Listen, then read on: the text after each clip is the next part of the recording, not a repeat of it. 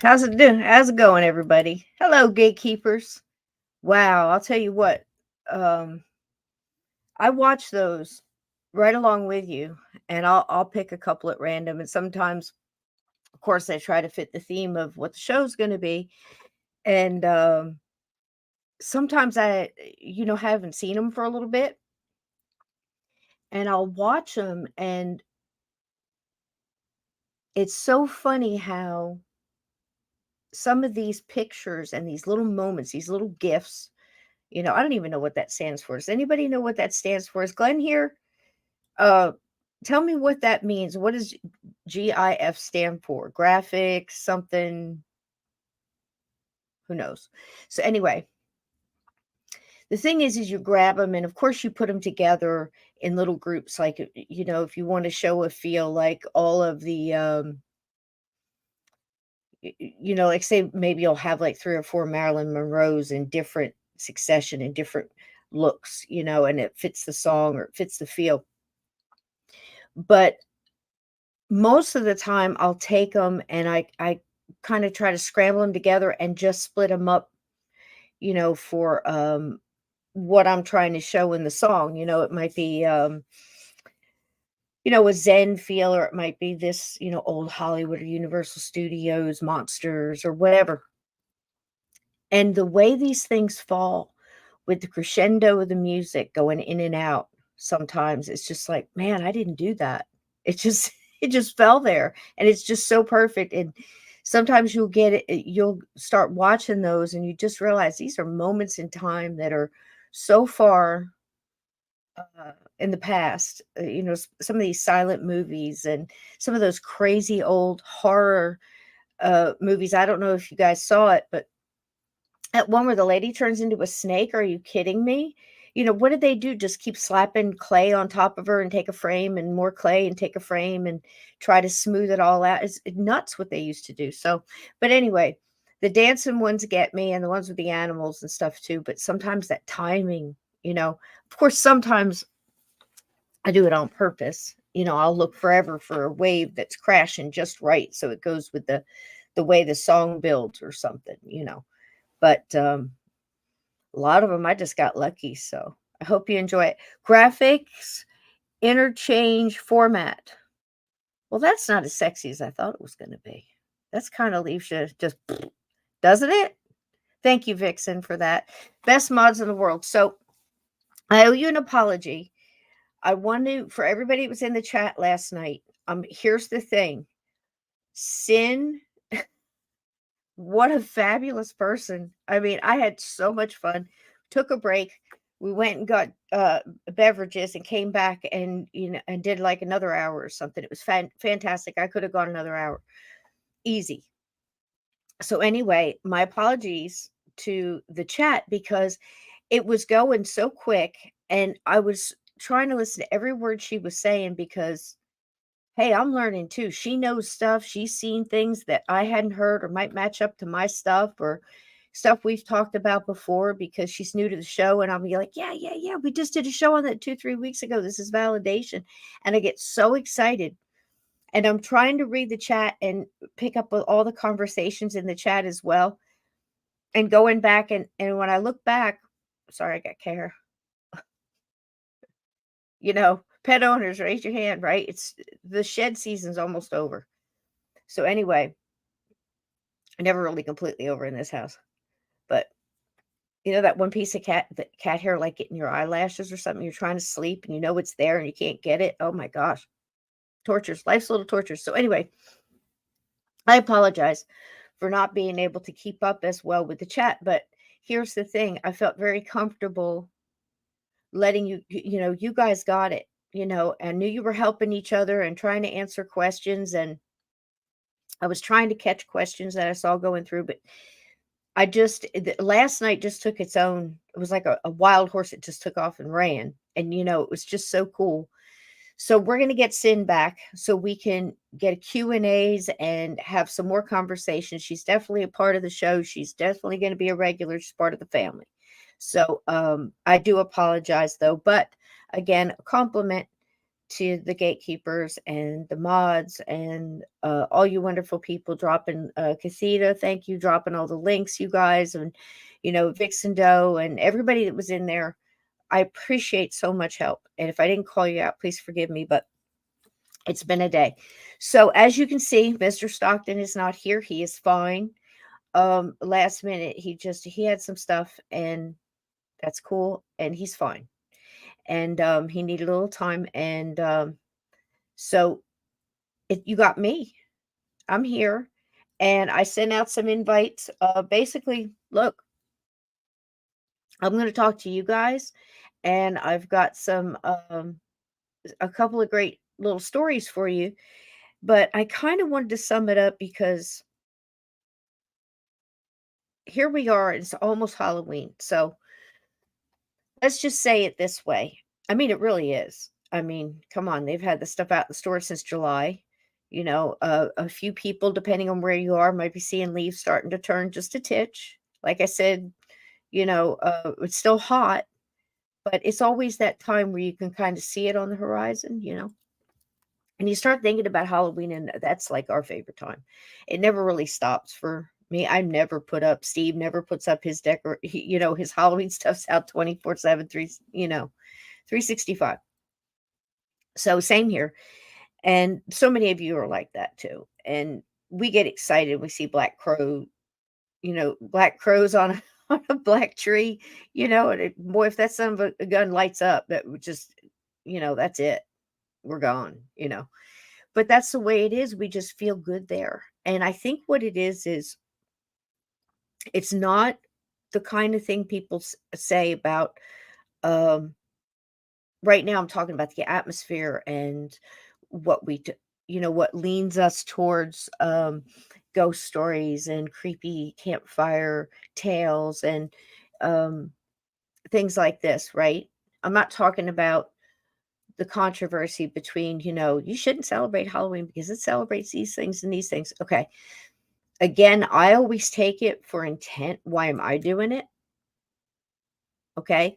Even though I know, we've talked about it many times on the show, even though I know that there are things out there, there's music, there's concerts, there's movies, books, um, all kinds of things that people can put stuff in that would definitely have a vibration toward the negative.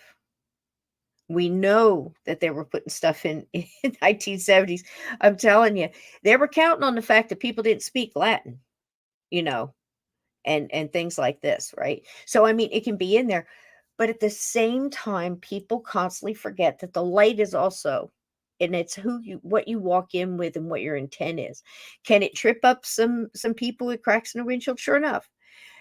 Can they convince a room full of people to be chanting in a certain cadence, just like people around the fire? And name your ceremony. A regular drum circle on a Saturday night, or you know, a, um, a hoodoo kind of thing going on in another part of the world, or a any tribe in Native American or any indigenous people, right? There's a rhythm. Scotland, all around. Look back. There's a rhythm and a cadence, and you get everybody on that. And now they're chanting. And do they know what they're chanting? What are they agreeing to? What are they putting their energy into? Even if it's innocent, hey, I'm just here for the band. If it's innocent, can it still have a contributing factor via energy? I'd say yes. I'd say yes.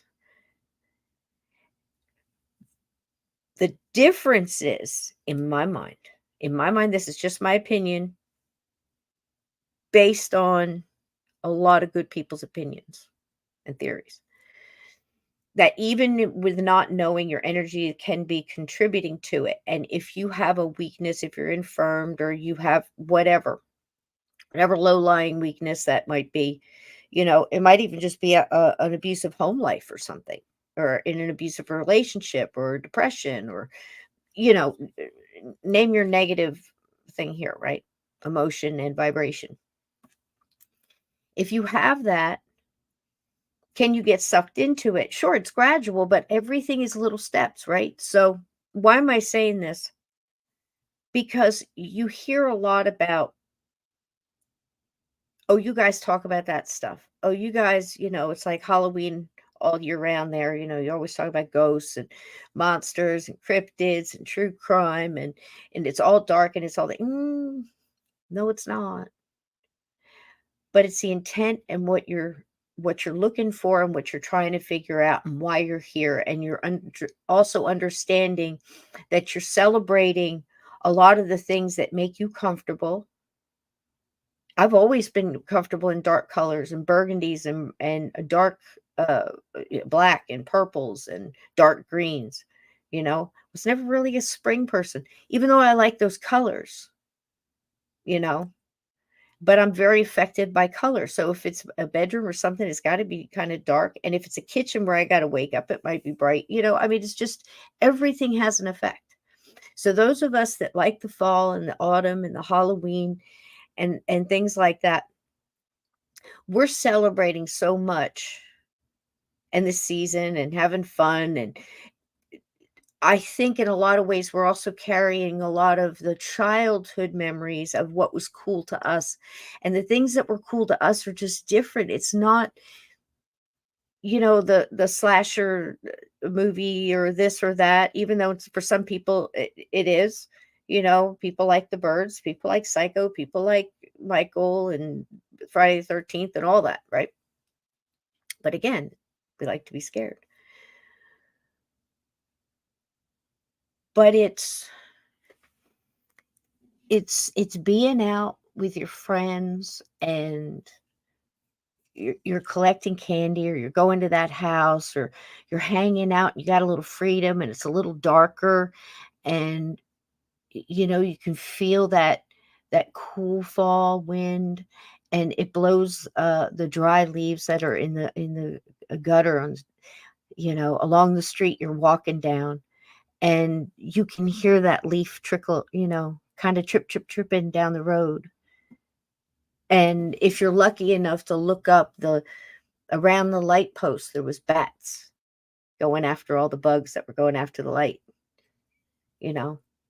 And you might have traded candy or you might have, razzed on your friends or whatever it was. It was cool times.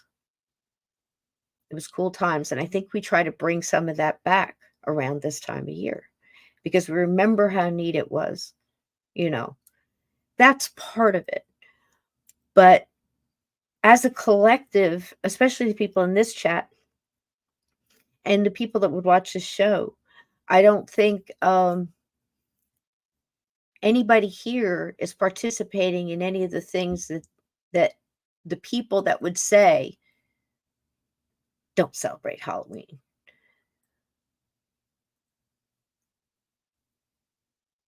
Those people are just assuming and putting everybody in the same bucket. Whereas I stand with everybody who says, you know what? We're light workers. We wear many different hats. And just like any shaman worth his salt in his pockets, or a medicine woman, or a tribal elder, or the head of the Highlanders or the Vikings around the fire, or the Inuits, and anywhere around this world where older people who have lived through things would say that walking through the darkness makes you appreciate the light.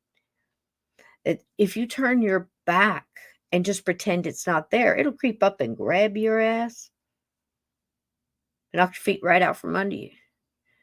But if you turn and you face it and you say, you know what? There are great things to embrace about this time of year. It's harvest. It's a feast. It's not gluttony, like a lot of people say that was celebrated. They ate a lot because they had a lot, but they know they had to save it too. You know how I know they saved it too? Because somebody out of those families and out of those bloodlines survived. So, of course, but they had an excess. But I think now what we've learned is, and it's going to make sense in a minute, what we've learned is if you've made it this far, you can't have excess. You can't be gluttonous. You know what I mean? You have to save. You have to save your knowledge. You have to save your experience. You have to take all of the good from every season and holiday and things like that, and glean what's good from it, and be aware of the rest. Not beware, be aware. Be aware that in some places, in some concerts, they do try to lull people into a certain place. And I'm telling you, the weak ones will be affected. And they feed off that energy. It's sneaky, but that's how the other side is. It lures you in like a spider into a web. And before you know it, you're stuck in it. And you can't get out. And the more you struggle, the worse it gets. Well, who do you think comes in that web and gets that person? A light worker who's walked in and out of the darkness, is fully aware, and knows the light beats the dark. Now they know that because they've done it before. So we get together, and I think, and I can just speak for me, I'm comfortable with the fun part of this Halloween and all of the different things that go with it, all of the other ceremonies that are around this time, because if you really dig down into it, again, it's the person. Why is the person doing the dancing around the fire with the torches? What are they doing? Why does it scare you? They're dancing to celebrate. You know what I mean? There's not a culture, I think, that you can go back that didn't dance around fires. And there is a misunderstanding about miscommunication in so many different ways. Here's one off the top of my head. There was a small a group of people, just families living together in a tight tribal type situation. And some people came in, and they were strange, and nobody understood. They didn't understand each other's ways. They were both apprehensive about each other. There had been some definite violence on both sides.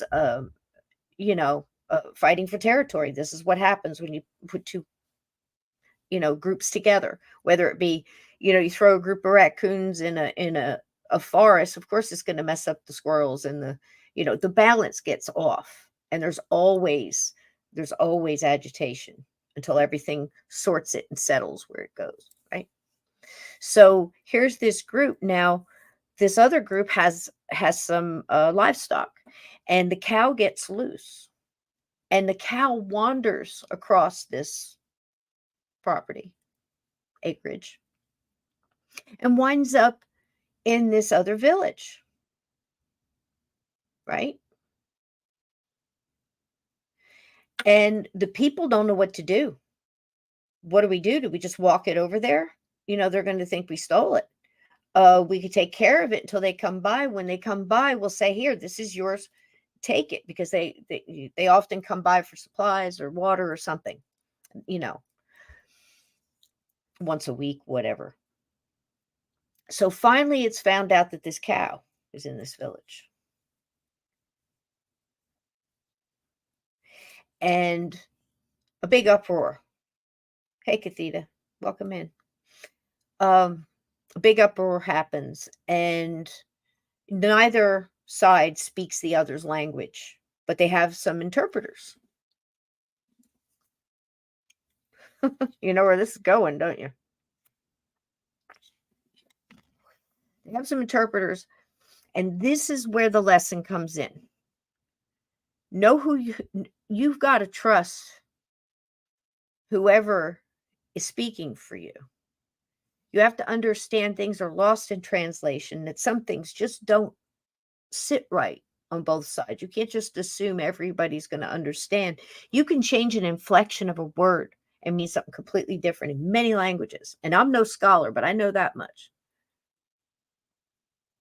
So this interpreter is just loosely saying what one side is saying and rolling it around in his filter and throwing it back to the other side and then back again several times. And before you know it, many people are dead. Really happened. An entire village, men, women, and children, and the cow, all dead because of a lousy interpreter and misunderstanding. That goes so far back in history. Yet we still have people not understanding why others are doing what they're doing and jump to conclusions. You see what I mean? So they might look at this podcast and say, oh, that's paranormal. You guys deal with all that. Nope. Don't put us with the TV shows, and not everything that creaks is, something around here. But sometimes a creek is just a creek. What we're trying to do is not just celebrate Halloween. I think the way I do it is basically, I'm just glad everybody's catching up with us because we do this all the time. And it's kind of neat when a whole bunch of people all jump into our world, and are hopefully enjoying it, for all the fun that it can be. It's a lot of cool stuff out there. And it's getting really big, I think, over the past decade. I think Halloween is the decorations, the amount of decorations and the parties. And I think that's also because, again, um, I think humans as a species love to look forward to things and plan. And Halloween's got it all. I mean, it's got the movies, it's got the treats, it's got the atmosphere, it's got the decorations. It's, let's admit it. I mean, it's pretty much it runs the gauntlet on having everything. You can dress up, you can be somebody else, you can plan, you can, do it as a group or just, it's an amazing time. And I think that that's what we've made it. And I wonder what it's going to be, 10 years from now, right? But there is the darker side of it. There's no doubt. There's no doubt. But the people here and the people that listen to this show, they're in it for the reasons that they're in it. Don't lose it in at this point in time, human beings, I believe, should be at the point of, maybe it's not what I think it is, or maybe, the benefit of the doubt or whatever. But again, like I said, the people in this chat and the people that watch this, and hopefully the people that listen, can look at the other side too and understand the evil that really is out there and is raising its head. And don't confuse the two, if that makes sense. Because I'll tell you what, it's one thing to be a light worker, and I know them, and they have to stay in this high vibration, and that's where they communicate. They're more like oh gosh, let's see, 2 or 3 of them, they consider themselves angel mediums. Does that make sense to you? Where that's the realm that they deal with, and God love them, right?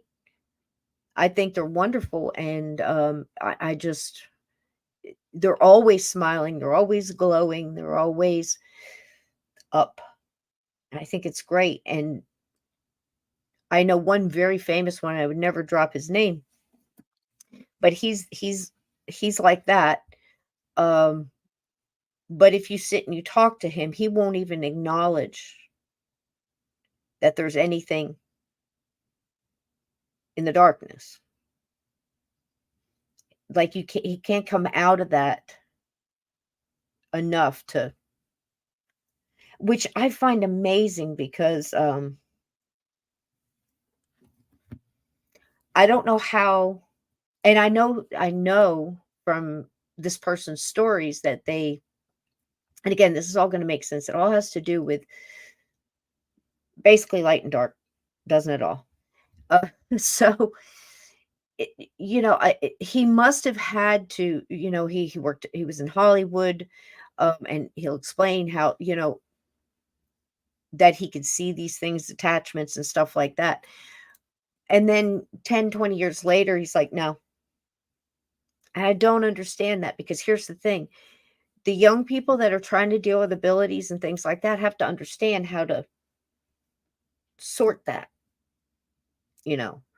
And just because this show or the everybody here loves Halloween, and however you celebrate it, whether it's you go all out, or it's just a little extra, because like I said, a lot of us are surrounded by the skulls and the spiders. Look at this, look at my table. This is all the time. There's ghosts and owls and cats and spiders and uh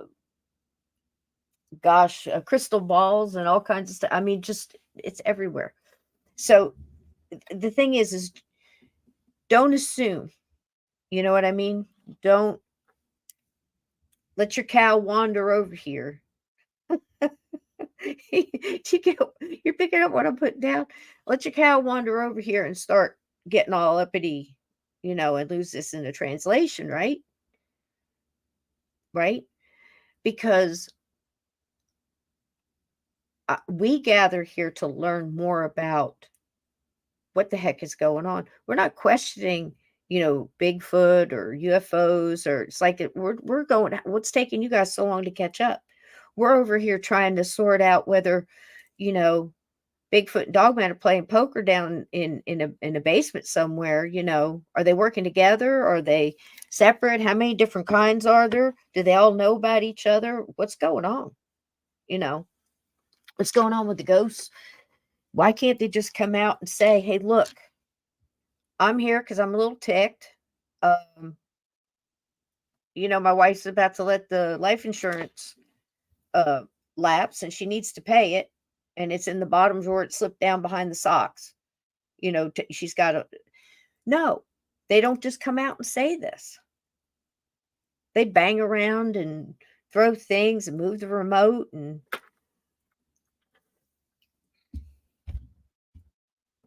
sounds funny, doesn't it? But it's true. Why don't they just? So that's what we're here to learn. We're here to try to sort all that stuff out. But I'll tell you something. There's nothing stronger than a light worker that's walked in the dark. There is nothing stronger than a light worker that's walked through the dark. Except for a light worker who walks through the dark again and again and again to pull people out of the darkness or get the darkness off of them. Do you see what I mean? Just because we visit some pretty sinister things. I've said it here before, the McDonald case and Lizzie Borden. I mean, my God, Lizzie Borden, the man from the train, 238 axe murders. Why would we ever talk about such a thing? Why would we talk about how evil comes in and tries to manipulate the free will of people who are just trying to be the best human being they can be? Because they can. Because they've been allowed to, for whoever's writing these rules. Your only weapon is your knowledge, your intent, your will, your intestinal fortitude, and your faith in the first 4.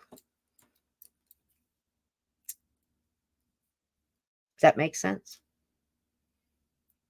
So I think people jump to conclusions when they say you shouldn't celebrate Halloween or you shouldn't celebrate and pretend or celebrate the magical part of the whole thing. But what you should be is very aware that at that time is one of the most heavy black magic ritual spell casting. You better believe it. So at the same time, you put out your light and you put on your protection and you be aware. Does that make sense?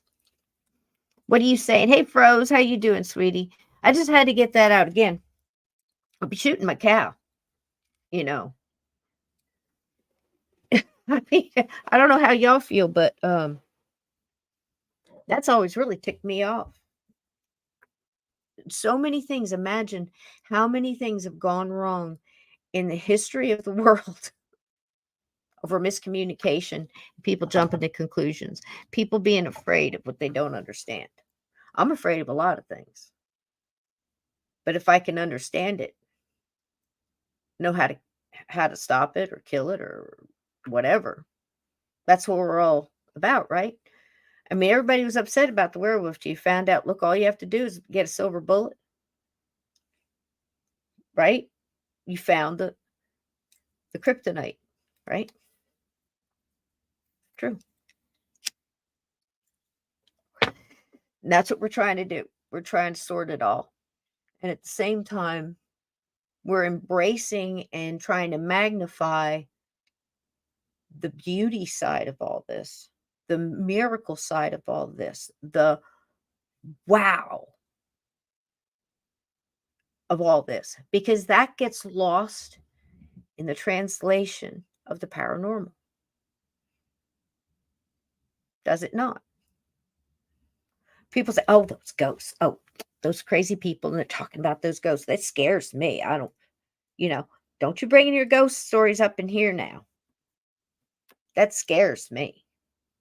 I don't believe in that Bigfoot. That's just silly. How come we don't see any? How come we don't trip over the bodies of them in the, when we're going in the woods, all those campers out there, nobody's ever found a body? Well, you convinced me. You must be right.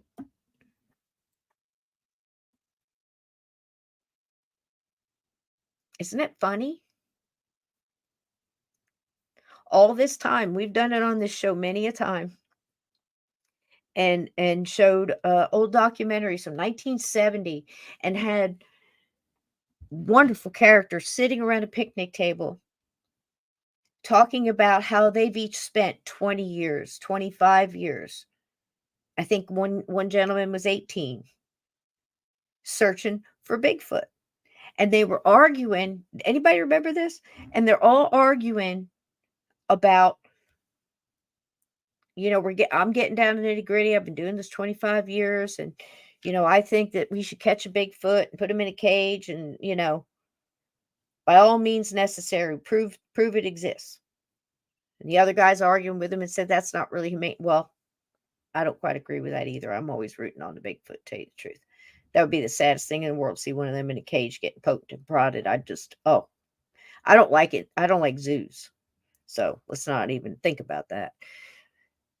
But they're all sitting around with all their knowledge, their eclectic knowledge over decades of knowledge and evidence and stories and research. And we're watching it in 2022, 23. And I'm sitting here with the live chat and we're all talking about it and going, have we got any further? And instead of going, oh, it can't exist then, we're more on the other side of going, isn't that amazing? What kind of a creature, possibly person, could be a mix. Now I'm hearing some things, and I'm going to bring this up when Ron Murphy comes in next week. But that being said, whatever this living thing is, has managed to elude people for that amount of time and survive. Pretty amazing stuff, huh? For all the people who don't believe in ghosts, don't believe in hauntings, that try to say science cannot prove a ghost, you cannot make it replicate, you know, you can't get it to go on demand. We've sat here in this show, multiple guests and multiple people in chat, and heard some of the best EVPs you've ever heard. Yet the ones I hear on the TV programs, like, oh, he said he likes your boots, Zach. No, it didn't. It said, that's what I heard, was something.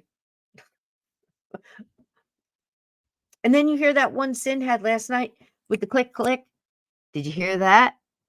Had a little toot on there. It was like, you could almost hear the smile in that young man's voice when he said it.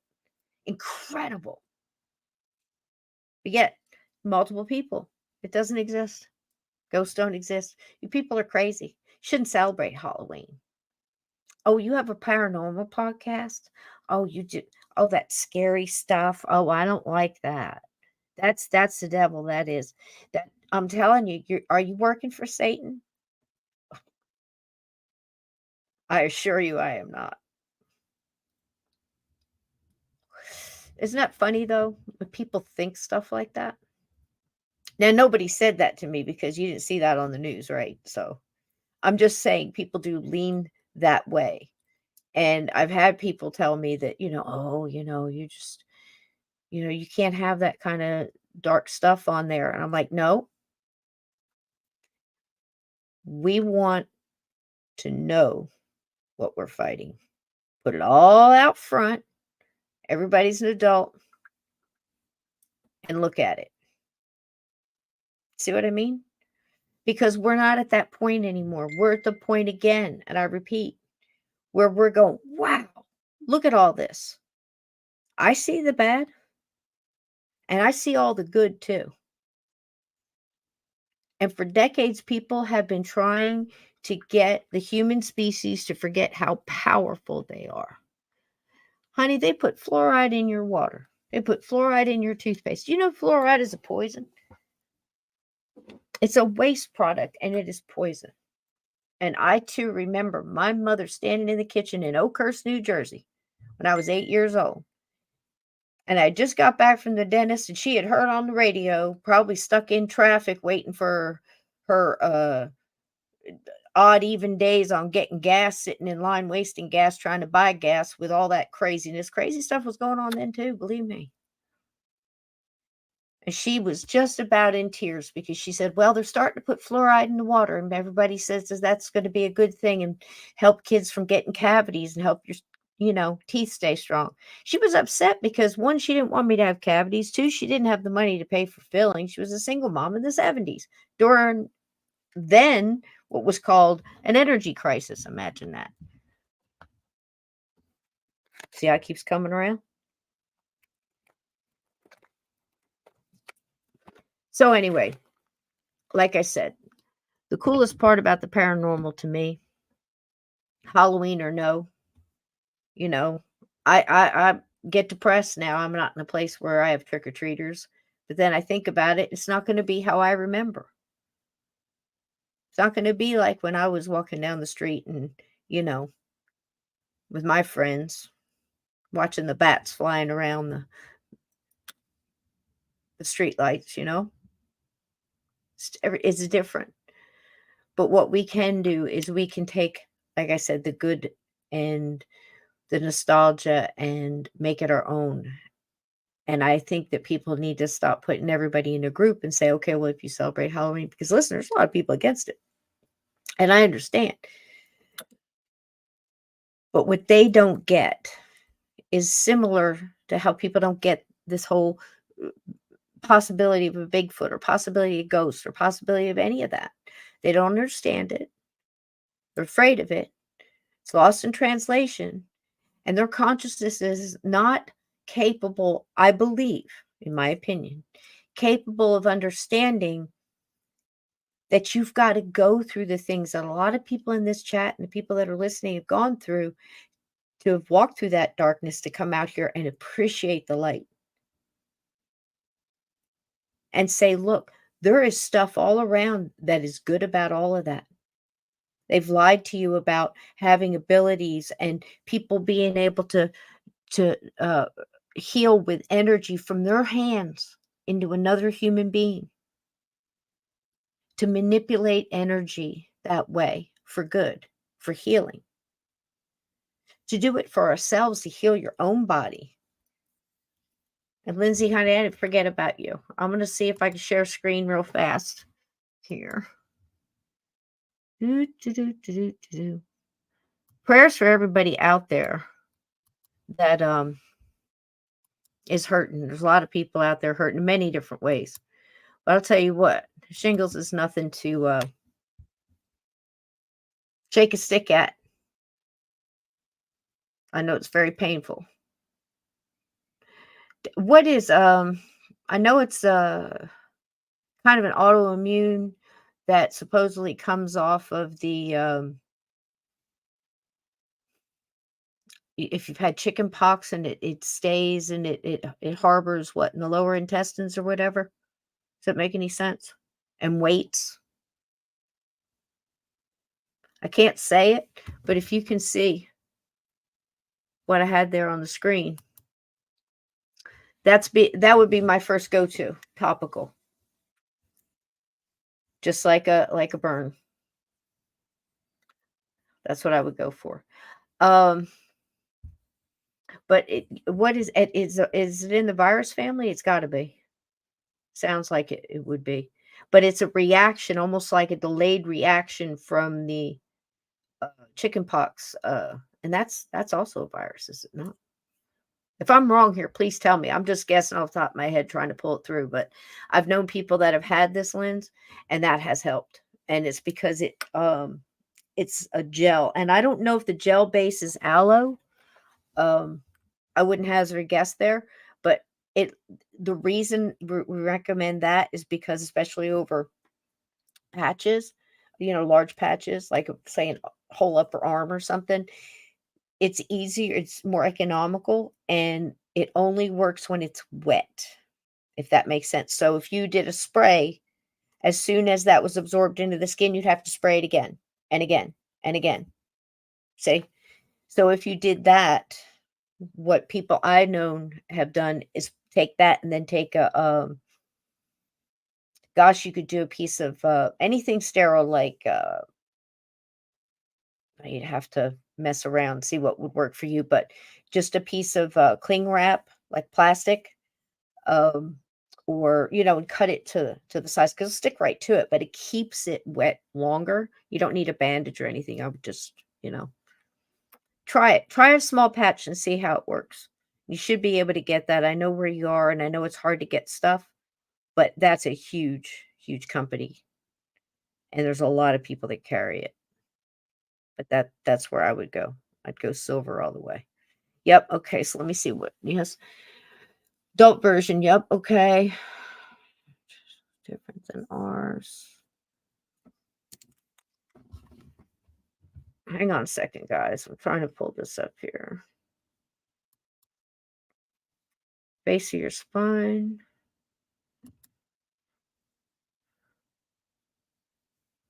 Yes, it did. Yes, it did, Vixen. Moxie. Yep. I think it did. Yep. Stress. Well, I think that's, again, disclaimer, I'm not a doctor. Yes, stress, but it's also like, okay, most of these things that harbor within us is very much like an acorn dropping in the woods, and it doesn't sprout the first year, or maybe not even the second, but it's going to grow when everything around it is the perfect storm for it to grow. Soil's just right, the sunlight, the moisture from the rain, the dew. You see what I mean? And our bodies are like that too. So a lot of times things will harbor in places like your lower intestines and other things. Some things like venom is in my muscles and it stays there with the fluids. It's crazy. But and different things will bring on the reaction. So yes, stress could definitely do that and change things and make everything fertile for that specific thing to pop out. But if it's a virus, you go after it like that, you know. Um, that would be my guess. That would be what I would do, and I would definitely get some. There, get it. And now there's more economical ways, Lens, look on there and see, how much you can get for whatever, because they've got it as small as like 2 ounces, and you know more than I do how much you're gonna need. Just look at it like a that's why I say try to keep it as long as you can, like with a piece of Saran wrap over it, because again, it's gonna keep it from, evaporating. Some is gonna get absorbed into your skin for sure. But again, try a patch and see. I mean, it saved me, and I know lots of people that have, but some people have better luck with that along with another thing that, they take, like, orally, like, that would go after that virus, and there's certain herbs that'll do that, so that's what I would do. I would look online, find a couple of different things that agree with each other. That's usually how I do it. So I'll go to, say, 10 different sources, and I'll try to find 5 people that are all saying the same thing about a certain herb, and it has to be from different sources and different research sources. So, and it never anybody that's trying to sell me something, ever. Like if it's on, a certain brand sold by a company, they're just going to talk it all up. Mm-mm. I want to talk to people. I want to talk to people that have done clinical studies, usually outside of the United States. For herbs, you would almost have to be, and then sort it that way. And then I go back and see if there was anything in indigenous uh um resources, like journals and things like that, some like old Osage medicine or something along those lines, or Chinese herbal. Um, you know what I mean? And usually there's like that's there's so many things, but then you have to think what's right for you. So there's a little bit of your own stuff you got to go through. But what I showed you usually works for most people on so many things. So this is funny, but I was just watching last week and has nothing to do with tonight's subject, but I'm going to throw it out there in case somebody needs to hear it. Uh, he was talking about silver, and he told a story that I knew, except he was telling it from more of, I want to say German, old German, and that side, and Nordic, and a different. He went back and he was talking about the royalty there. Usually, when I would say royalty here, I would normally think of England, right? And I think of all the royals there and the ones in France, and that's what we learned about. But he was talking about that. He was saying that for so many accidentally found out about silver because they cooked with silver and they used silver for the utensils and things like this. And it was kind of accidentally discovered. Well, I guess a lot of things must have been, right? But anyway, that the silver was killing off these diseases that were killing everybody else. And for a long time, they thought it was because they were eating better. And I'm sure better immune systems than the poor and things like that, for sure. So it must have taken a while to sort this out. But he was talking about it from that side of it.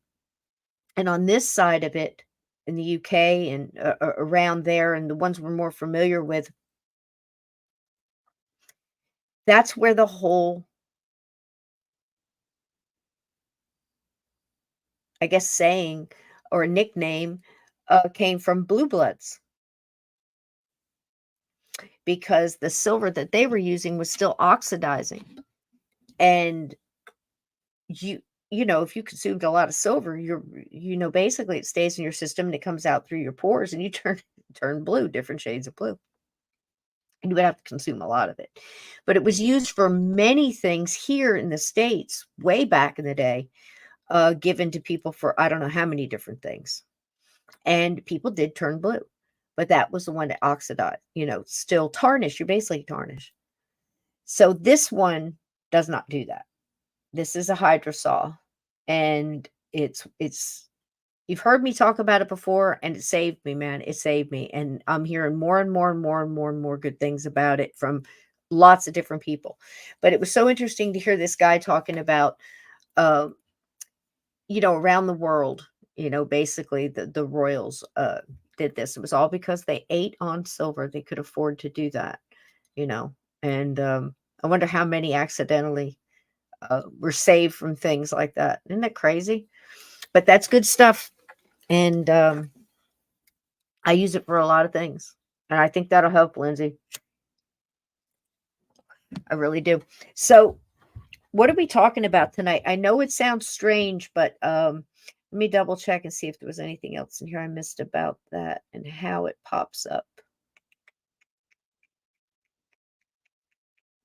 Uh-huh. Lysine. Yeah, I've heard that. Yep. Let's get that out there. Yep. Look into that one too, Linz. I have heard that. I don't know much about it, but I would definitely put that on my list to check into. And it's just so, from what I hear, it's just so painful. I had chicken pox as an adult. I know. That was not fun. And I don't understand why the same type of topical things wouldn't help. The only thing that helped me and the kids, we all had it at the same time, both my boys and myself. And we did I did the oatmeal, but I got my own oatmeal and I super fine ground it and soaked in you know, the tub with that oatmeal bath. But that's to dry it up and stop the itch. And then I did alcohol in some spots and then the oatmeal like a paste. I made it and put it on. I mean, gosh, you're laying there like on a white sheet covered in calamine lotion and oatmeal, you know. But it seemed to me that after that started backing off, the silver helped my face too with the chicken pox. So, but it's a different thing. It's different. I think the shingles hyper intensifies your nerves, which is why it's so dang painful. And I don't understand the science behind that, but that's exactly what brown recluse spider venom does. It hyper intensifies your nerves, so the pain is extra, extra, just for fun. It's the most painful shit I've ever been through. And that's saying something. So, anyway, what are we talking about tonight? Well, we are starting to celebrate early here for Halloween. What's going on? Steve and I talked a little bit, and I talked a little bit about growing. Oh, okay. Hold on. Hold on. Let me answer him.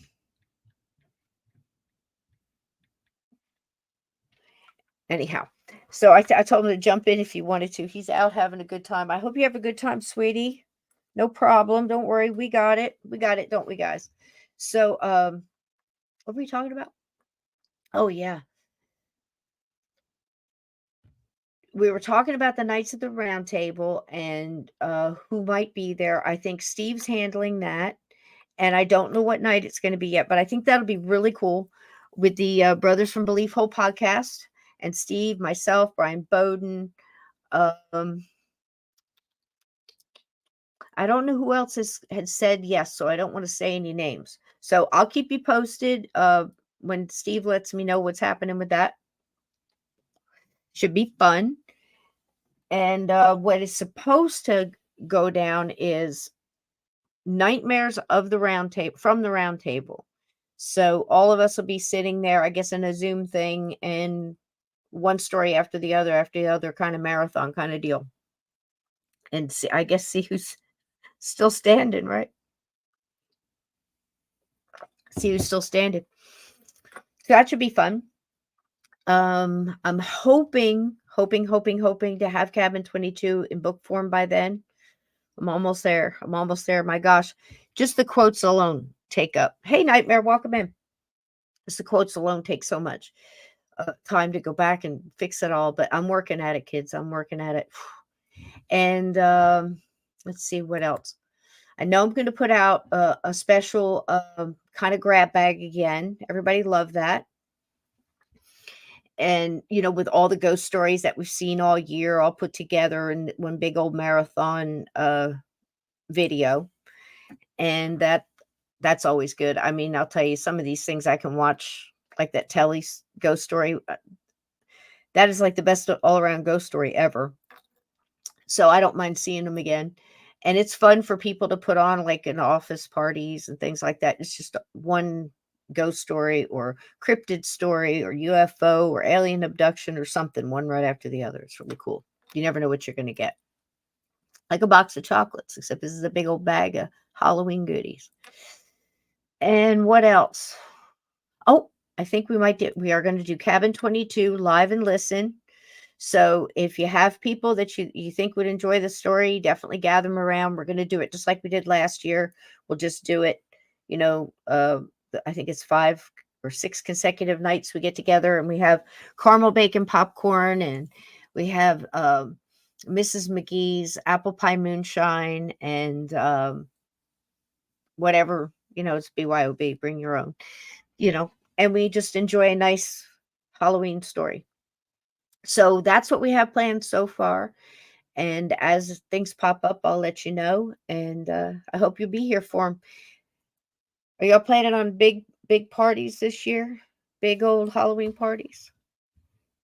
There you go. There you go. All right. Sounds good. Sounds good.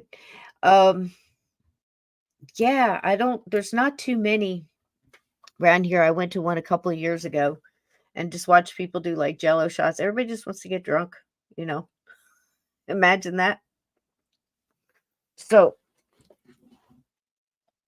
yeah, it's hard to go back and, be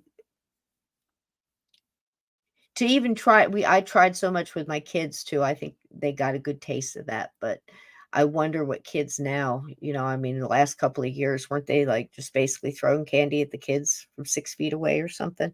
It's crazy. What kind of memories? So if you've got little ones and you can give them good memories about Halloween and show them how fun it is to, uh, carve pumpkins and celebrate the fall and the changing of seasons, and maybe pretending to be somebody else, for a couple of hours, and, you know, to pretend and all that magical part of it, you know, and tell them that ghosts are kind of a part of us. And although it's very scary, a lot of times they're very misunderstood. And there are things out there you should be wary of. But once you understand a little bit more about them, they're not as scary when you know how strong you are. And you can't get stronger if you don't gain knowledge. And how are you going to gain knowledge if you don't talk about it? Do you see what I mean? To just say it doesn't exist and just those are the people that get in trouble because they get caught up. How many skeptics have we seen turn to believers in a snap of fingers, right? Or the slamming of a door or something else, right? So, what do I have tonight? I have along those lines now. Um, Again, thinking about ghosts might be misunderstood, and in some cases, we can't put everything in a tight fitting little box or file cabinet, right? I know, great memories, right, Froze? Yeah, yeah. Bet you were out there pulling some pranks. Were you tricking or treating out there, Froze? Yeah. We all did. We all did some stuff, you know, the knock and dash, and I never did the flaming dog poop or anything like that. I never did anything like that mean to people when it came to that kind of although I did dress all in black and lay in a ditch with a bunch of my friends in egg cars. That's for sure. I can remember, oh my gosh, this one guy in a station wagon. We it was just like you could hear him hit. Everything was because an egg makes a different sound when it splats on a road, especially because it's raining. We're out there all in black hoodies. I mean, we were, dressed for it. And somebody had a black garbage bag, trying to stay dry. I don't know. So we're out there with these eggs, and we're chucking them, and you can hear most of the eggs that were thrown found this station wagon because it had a big old long side. And like I said, it makes a different sound when it hits the street. And they stopped, and the guy got out. And I'll still remember he was probably in a suit back then, had a trench coat on. And he got out and he came around, and he was so big, and he came around the back end of that station wagon, and the lights are going, the headlights and the wipers and stuff on this car.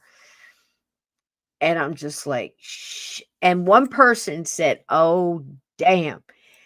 And that person got up and started to run, and that set everybody else off running. And we just come up out of that ditch. There was like 8 of us.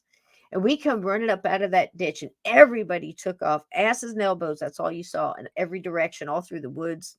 Some went up the road.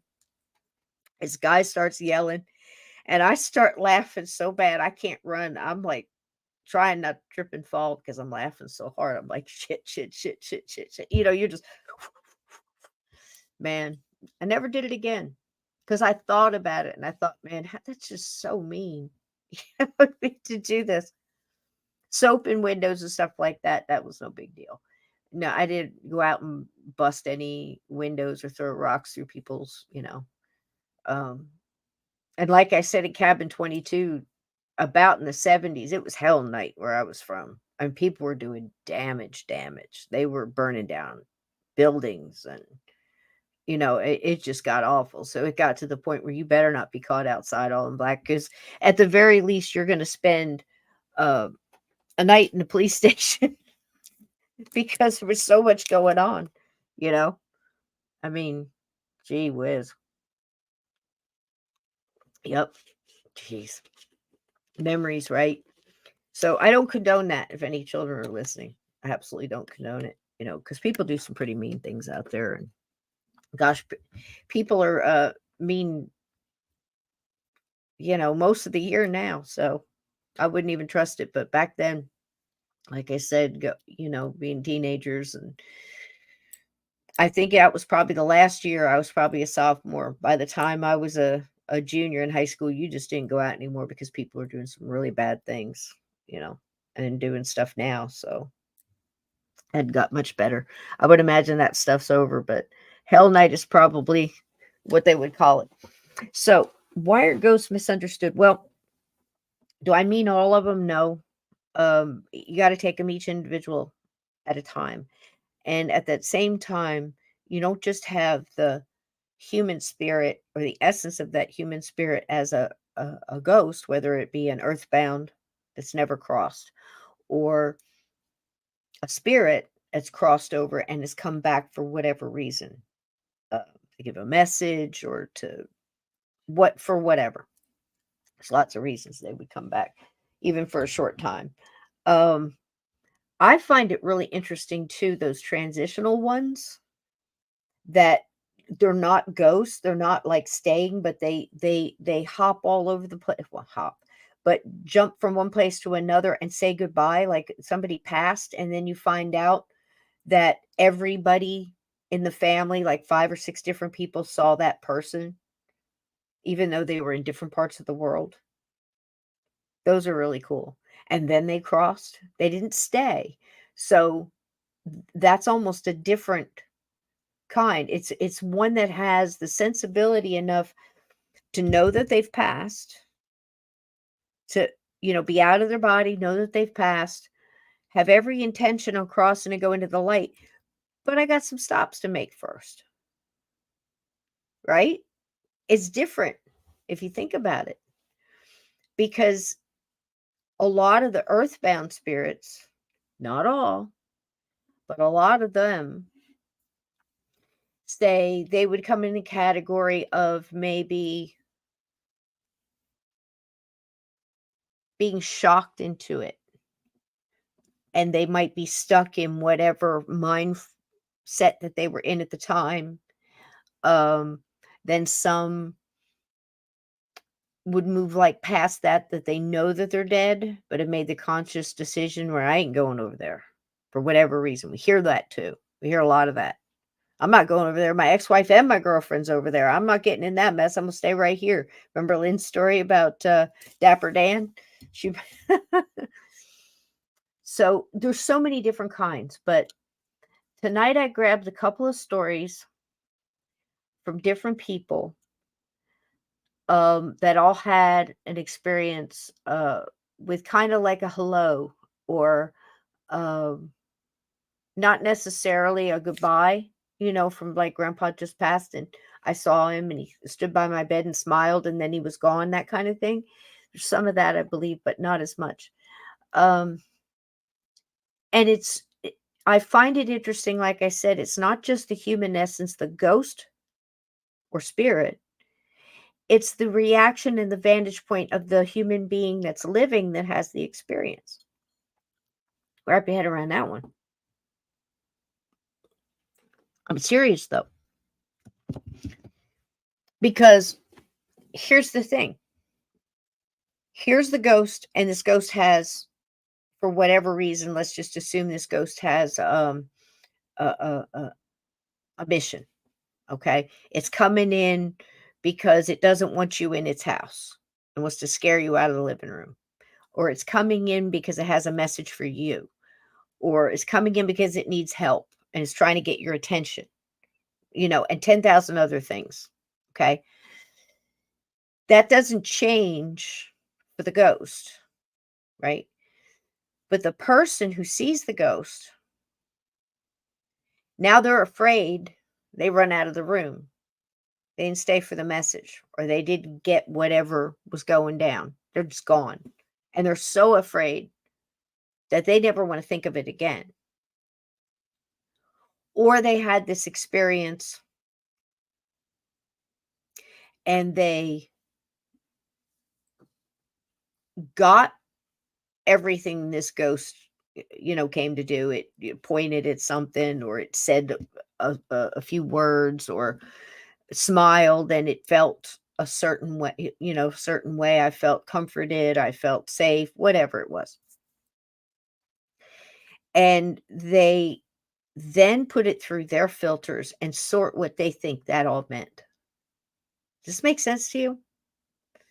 They put it through that experience, just like all our experiences. We take that experience and we put it through our filters and we sort what we think that was all about. And we may or may not be correct.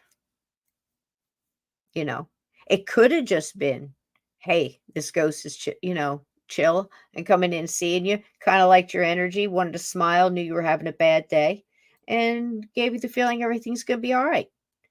It was a lovely experience. Or, it could have popped out of the closet and scared you so bad that you ran out of the house and never came back.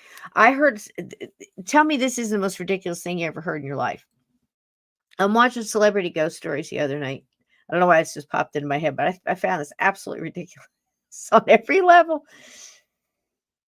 Do you guys remember I'm not sure what she did. I think she was a dancer. I would say she was probably popular in the 70s, maybe early 80s.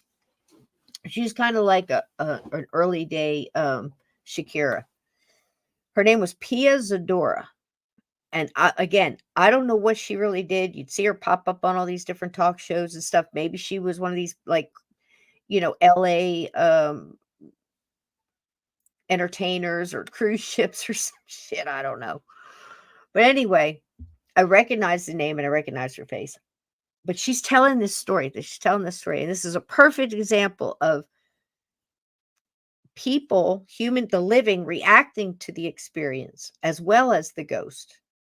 Again, it's an interesting concept to think about.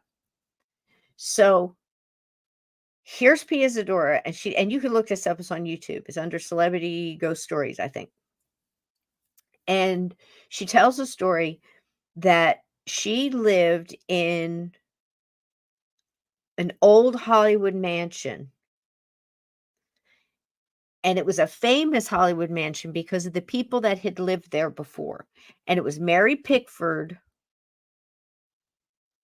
and I forget the star she was married to, King or Fisher, or I don't know.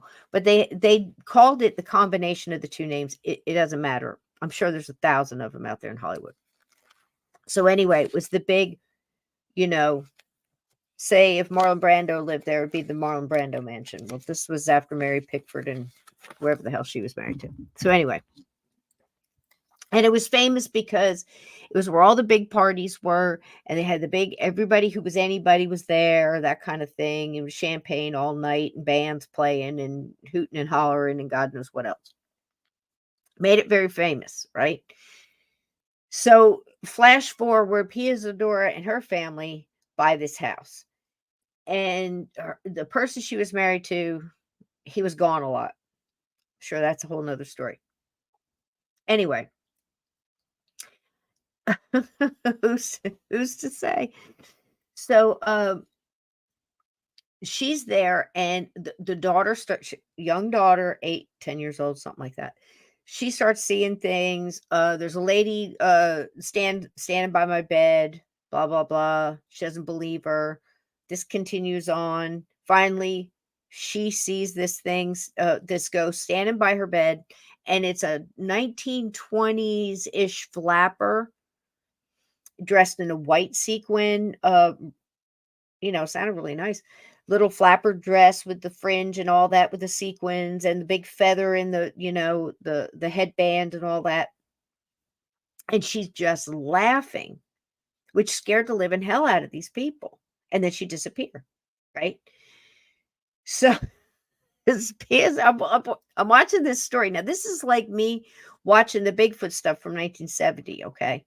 I'm watching this and I'm glued to this because this is what she does. And God bless her. I'm sure she went through hell. I don't mean to make fun, but I have to, I have to kind of look at this and go, what?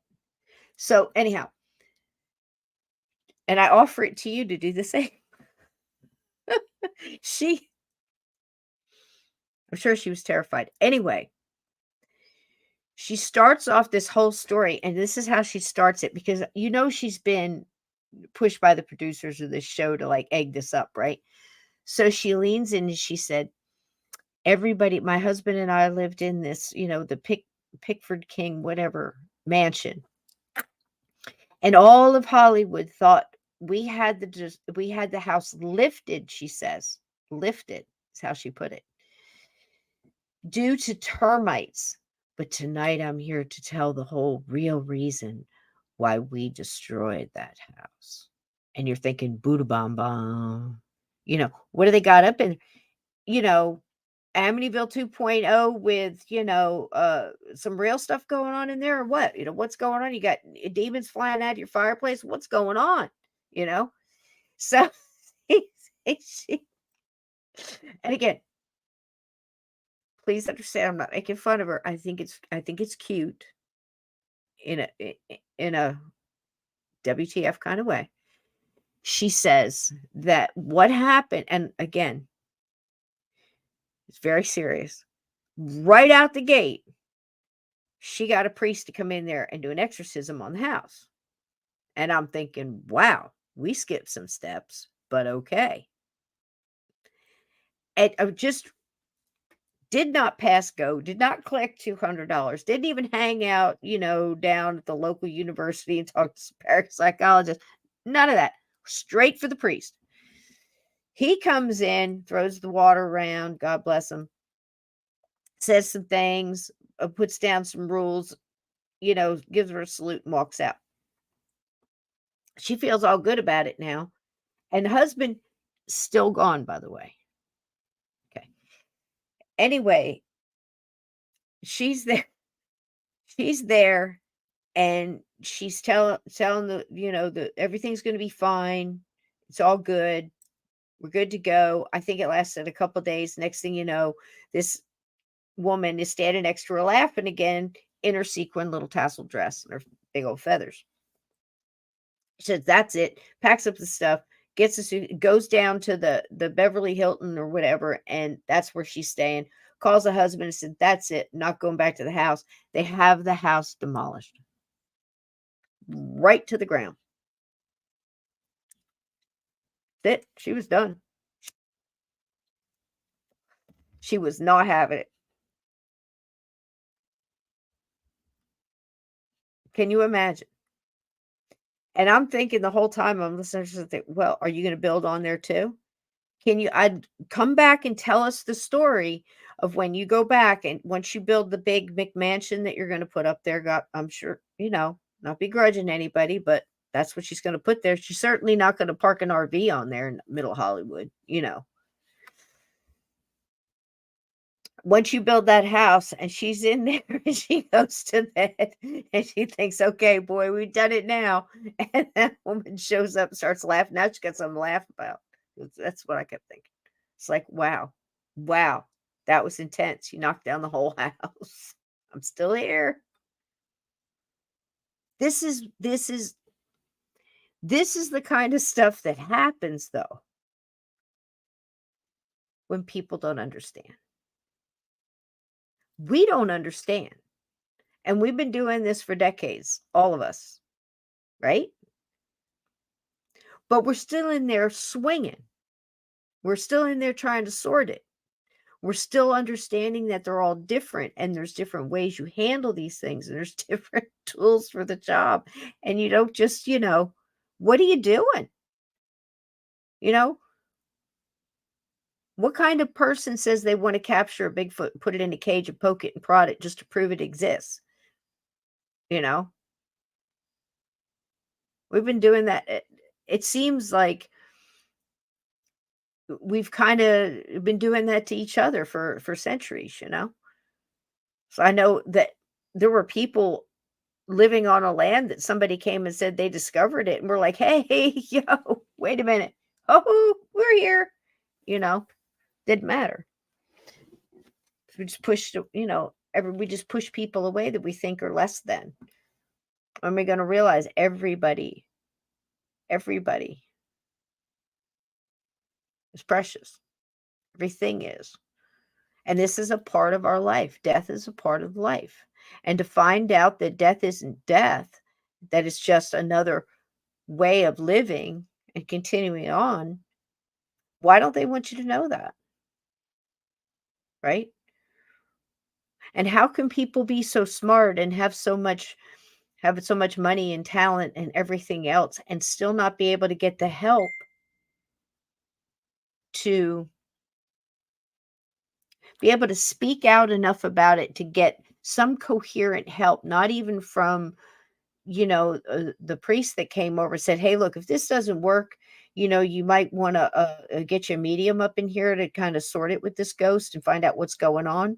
Because here's the story.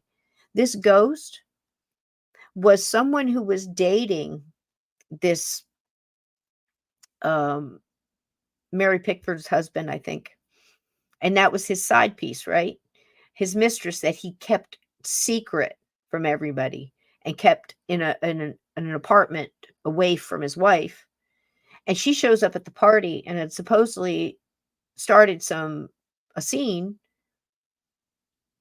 And he's playing one against the other. Next thing you know, she's, flung off the balcony on the 6th floor. This ghost had some things to sort out. She had some things to talk about. And maybe she was just laughing when she showed up all the time because that's what she was doing when she was thrown off the balcony. Maybe I don't know the story behind it, but it was just like Aunt Edna was talking about Fatty Arbuckle being set up. Supposedly he raped this girl and crushed her with his weight and suffocated her. There's a lot to that story.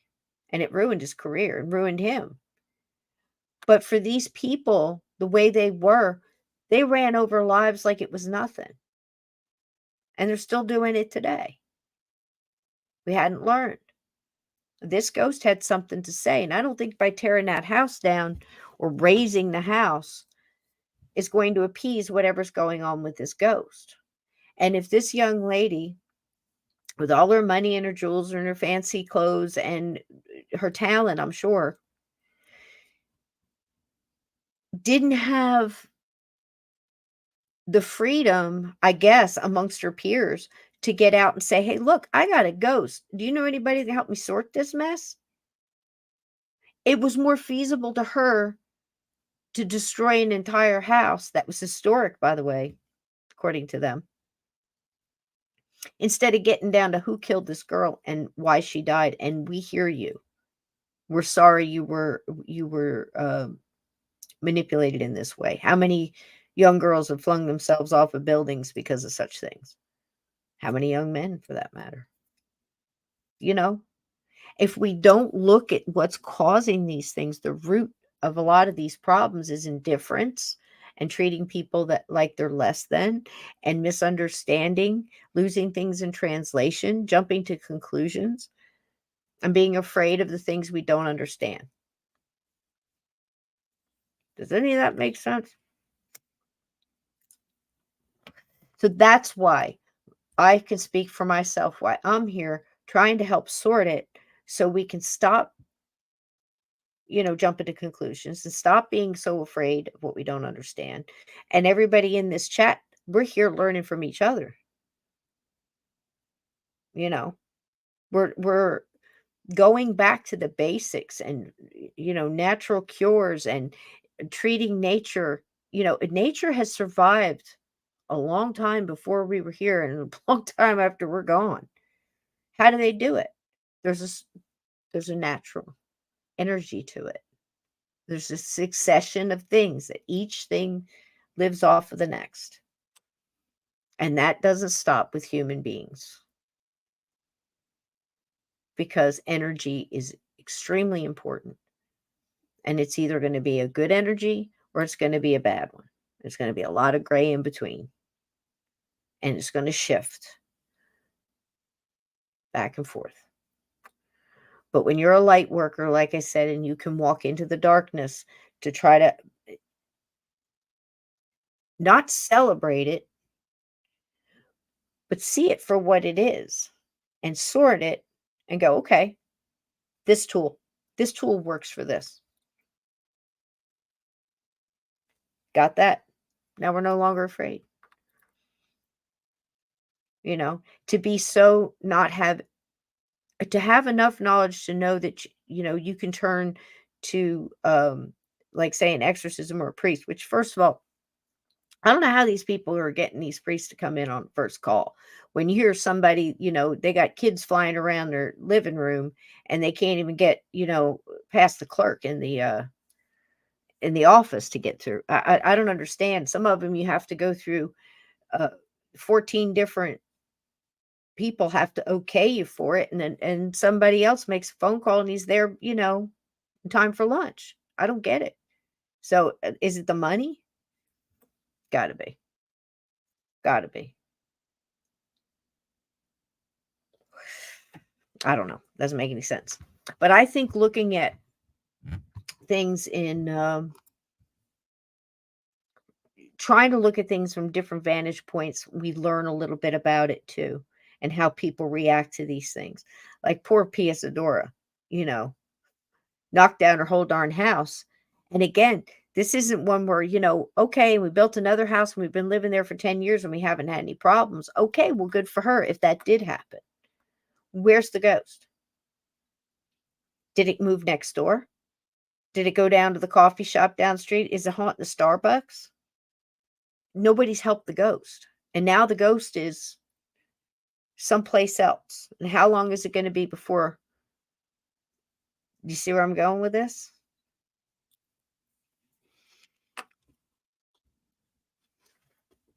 It's on a timer, Bernice. So it probably went off. That was the little purple lights. Yeah, they're on a timer. I don't think that was paranormal, or it was a ghost. I can't really say either way, but it's possible. I can't say it's not. Yep. So anyhow, it's that's the way I think about this stuff. I mean, it really gets to me sometimes. I'm thinking, man, you had him right there. I feel very sorry for this girl who was used. And I mean, again, she was probably knew all about it and it was great fun until it wasn't fun anymore. I mean, come on, everybody's an adult here, I guess. But the thing is it's a very big thing to go to a party like that and get all dressed up and think he's going to pay attention to you when he's there at this, you know what I mean? And then you're of course you're going to get shunned, or there was some kind of fight going on there, and that's very much like the alley in the basement with trying to show me this is what happened when I trusted somebody, you know. And I don't know what she said or did, but somebody threw her off the 6th floor and she stopped saying it. And she had a chance to say it again. And instead of the right tool for the job and helping this human being to cross over, the house got destroyed. Who knows where she is now? Isn't that crazy?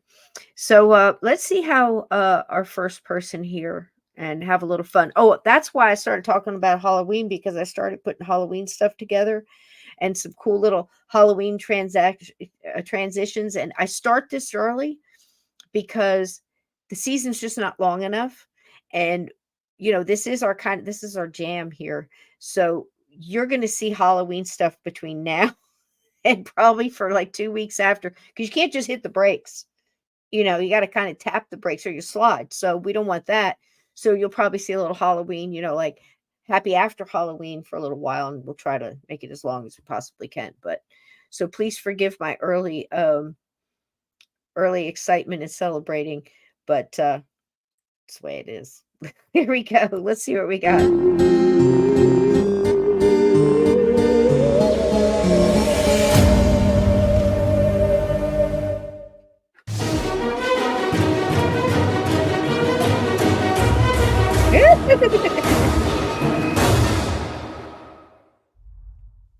Love it.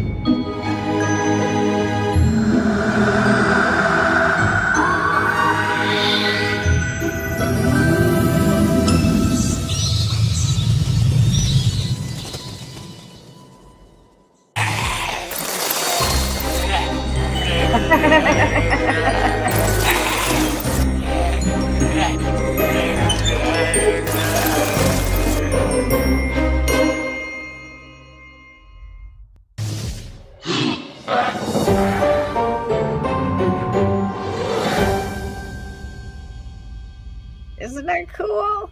I love it. He's back.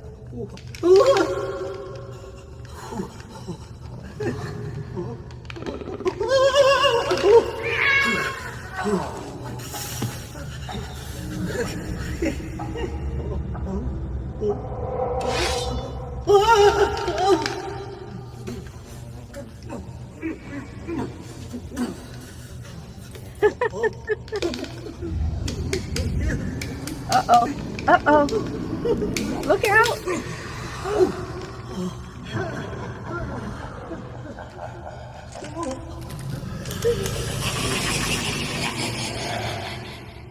Boo.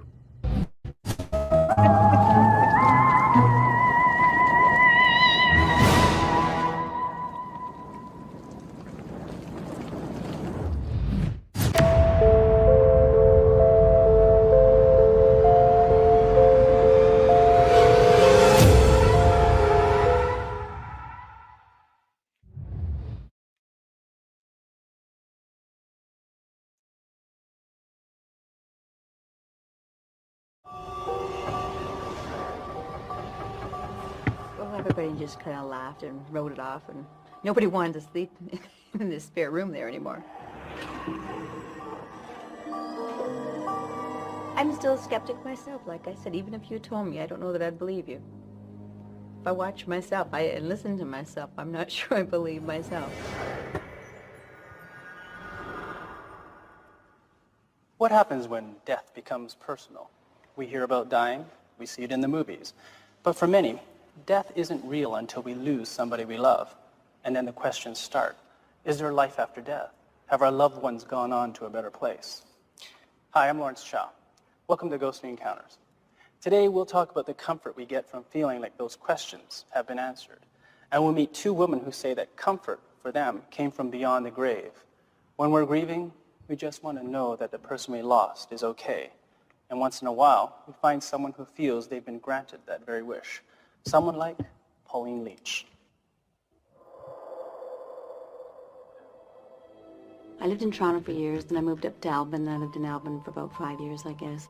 And Eddie and Poppy, Helen and Wilf, lived next door to us. Helen had been bedridden for a couple of years there. She was very sick. She died in 99. I guess the fall of 2000, we moved down to Newmarket. And Wilf moved to Albin, which is a small town just outside of Trout Lake. We'd go back and use the house as a cottage after that time. So we were back up there in 2001, I guess in the spring. And Merv and I were up with the dog, Lou. Got in Friday night, probably around 11, 12 o'clock, because it's so far from Toronto. Woke up the next morning, around 6 or 7, hearing someone in the house.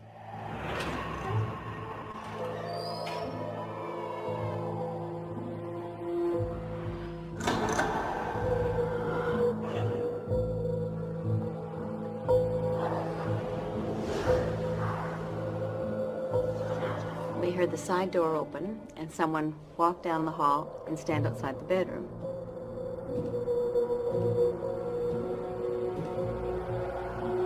So we jump out of bed. This is Merv.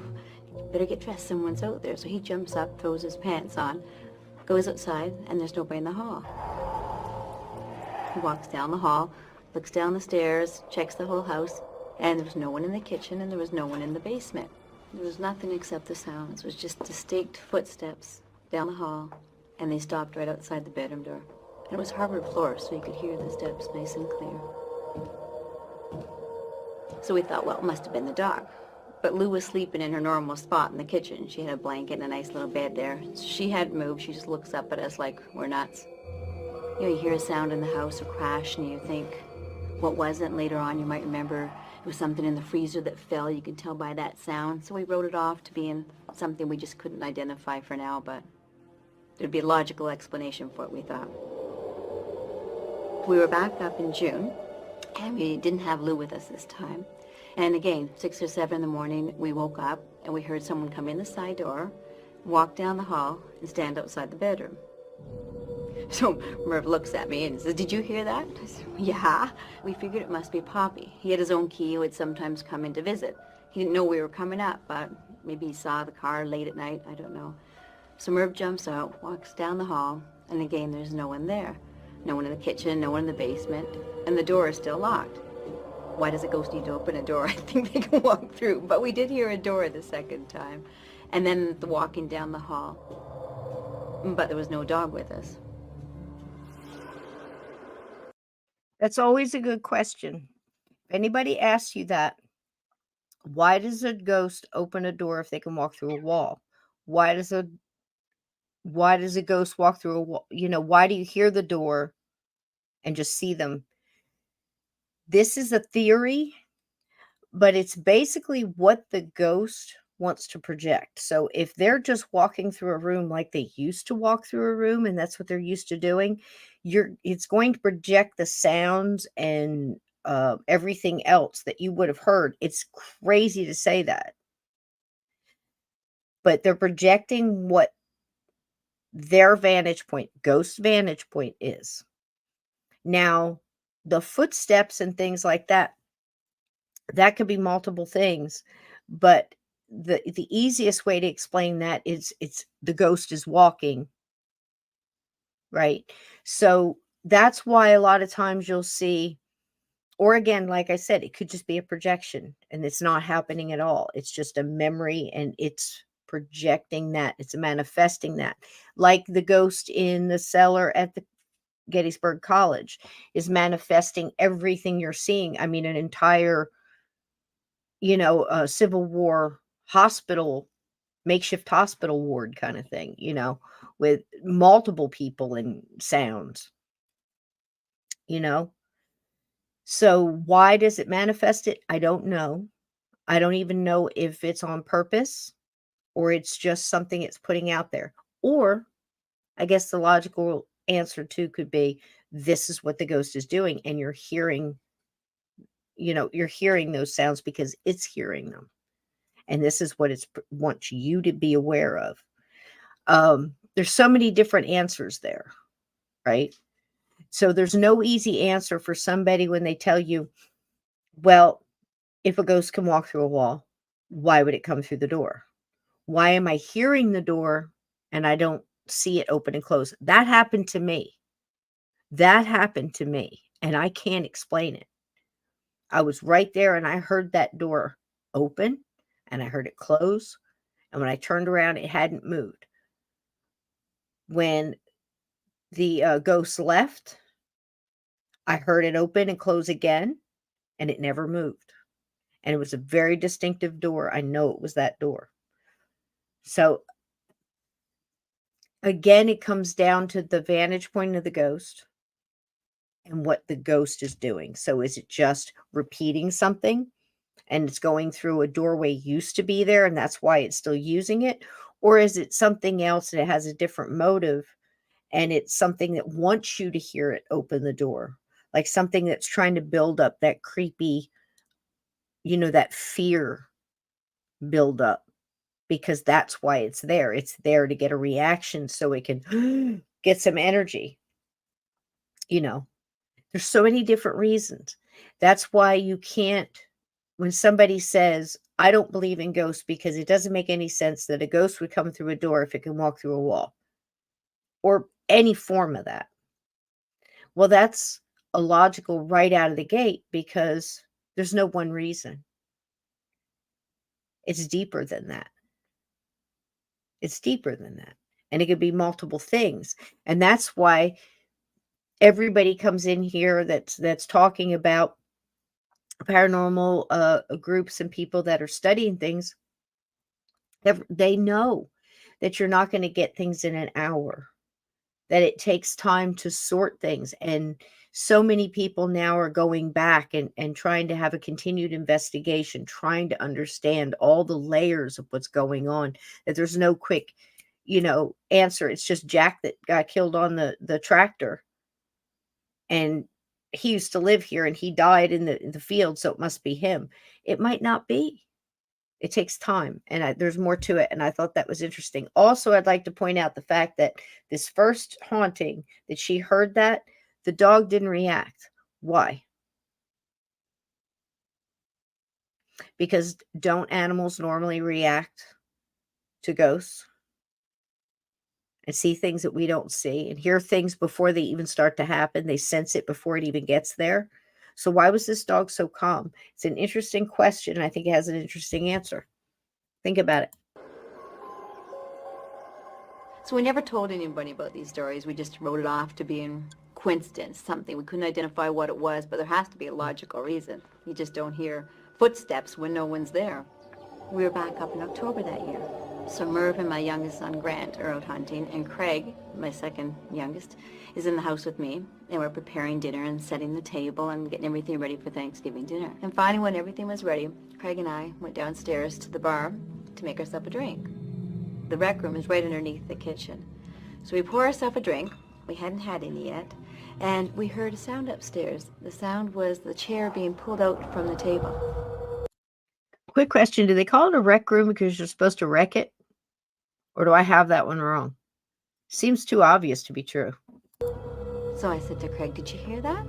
And Craig says, yeah. I said, well, what was it? Craig says, well, someone moved a chair upstairs. And I said, well, Craig, who's in the house? Craig didn't know about these other stories either.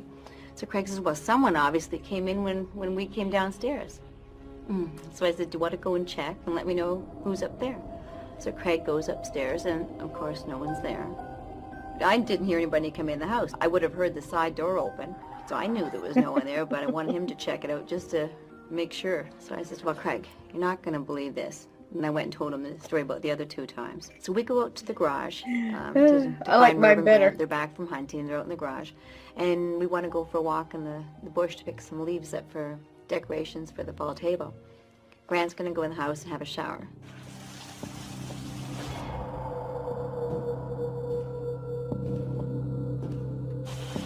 Turned the shower off and was getting dried off, and he heard someone, the same thing that we had heard. Someone walk down the hall and stand outside the bathroom door. So we get back from our It's leaf creepy. collection, and Grant comes back outside. He says, well, who was just in the house? I said, well, nobody was in the house.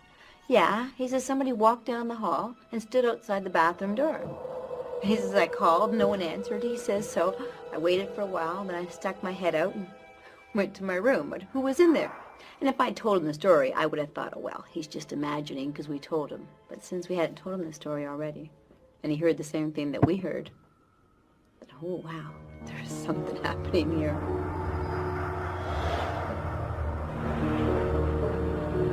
Interesting, huh?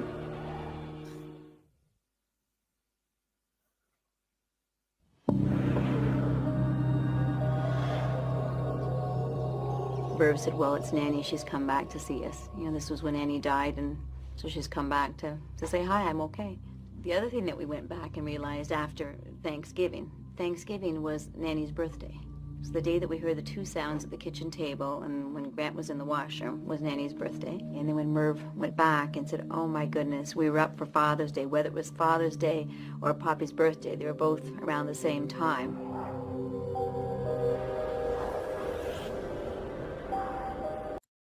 What is so many people come in here and said on this show? Rob, that's one of his number one things. He says birthdays, anniversaries, anniversaries of death, but mostly celebrations and holidays. Loved ones will come in because you're thinking about them as well.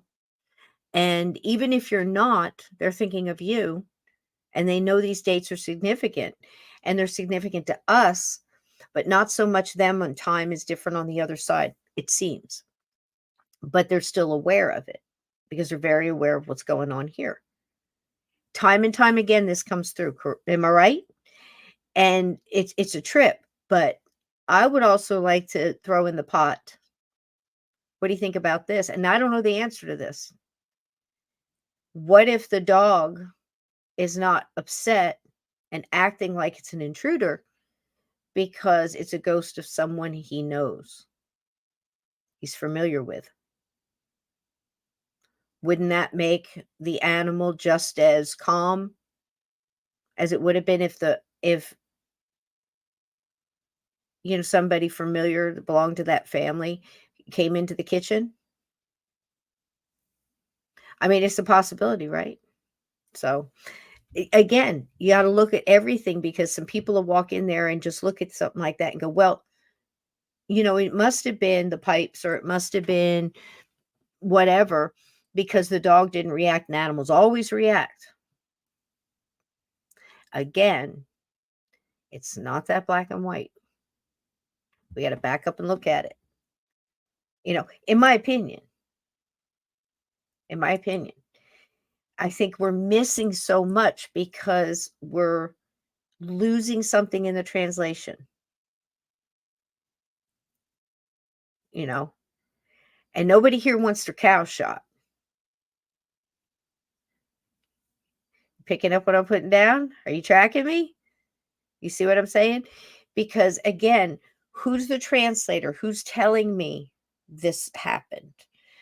Who's the person who saw it? What's their story? What's their vantage point? What's the ghost vantage point?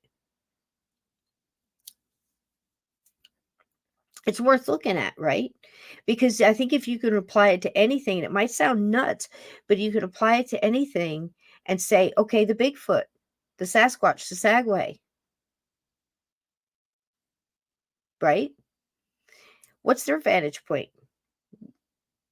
We've got to look to them very much like probably the first settlers looked to my people on the shore. What's this? What's this hot mess?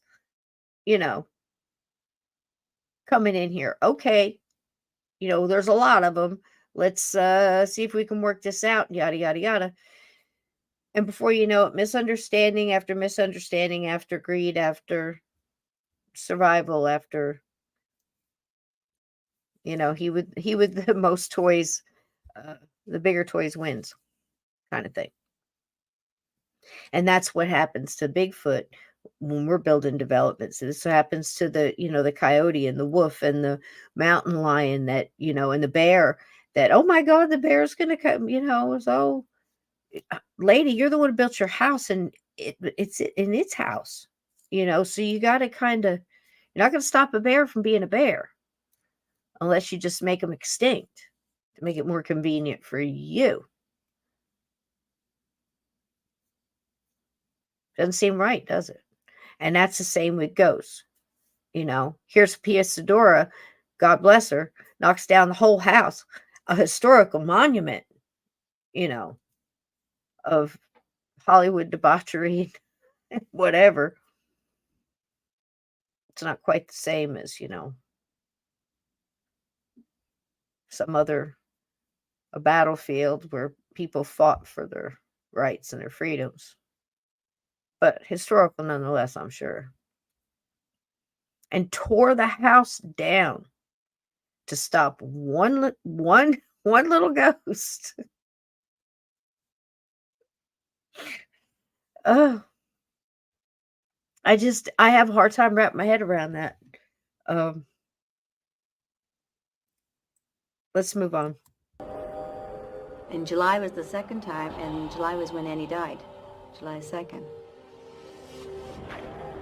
People asked, how could it be Nanny? She didn't die in this house. Nanny died next door in her house, in her bed, which she'd been in for a couple of years. She was very ill at the end. So they said, well, why would she be in this house? Merv says, well, she must have come to visit us, I guess. She missed us. Merv had it right. To come back and see us. Doesn't matter where you go. It felt comforting to know that she's there, I guess, around, has the ability to come back, has the ability to say hi. Anyways, we never talked much about it, and a month or two later, I was driving to work, and all of a sudden, the hairs in the back of my neck stood up, and I thought, oh man, I know how she'd be in the house. She died next door, Poppy moved to Alvin, and we had taken all our furniture down to Newmarket. So we brought the hospital bed that Nanny died in and put it in a room and made the room up for Poppy so he'd have a place to stay in our house when he came. And then it made sense. The bed that she died in was in our house. So I guess that was the common link. We went back and tried to trace the time of when the noises stopped. Was the bed being removed or was it Poppy dying? They all happened almost around the same time, so I don't know. But we never heard anything else after that. And I think she's gone now. For Poppy, or just had some time. But if we could open our mind, it's kind of, like I said, comforting to know that there is something else out there after this. Which I truly believe there has to be something more than this. I mean, we can't be all put down here to run like crazy people for 80 years or whatever it is. Which goes like in a nanosecond, it's gone. So true. Pauline still questions what she heard, but 3 other members of her family heard the same thing. And so Pauline has come to believe that she had a ghostly encounter, a comforting visit from her beloved mother-in-law, Helen. Pauline could be you or me. Before we start with this young fellow, I wanted to touch on that. The cool part about it, in my opinion, is that she came away from this experience with that kind of attitude, and she said little things like, bless her heart, she said little things like, how could this house be, she could be here because she didn't die here, she died down, in her home or whatever. And they connected the whole transition of the bed, which again, how creepy is that? You brought the bed that Granny died in so Grandpa could have a place, and now he's sleeping in the bed that his wife died in. I mean, I guess this happened a lot, especially back in the day. I mean, nobody would throw out of bed, but when you put it that way and you think about it, it's kind of like gives you pause, step back for a minute and think about it.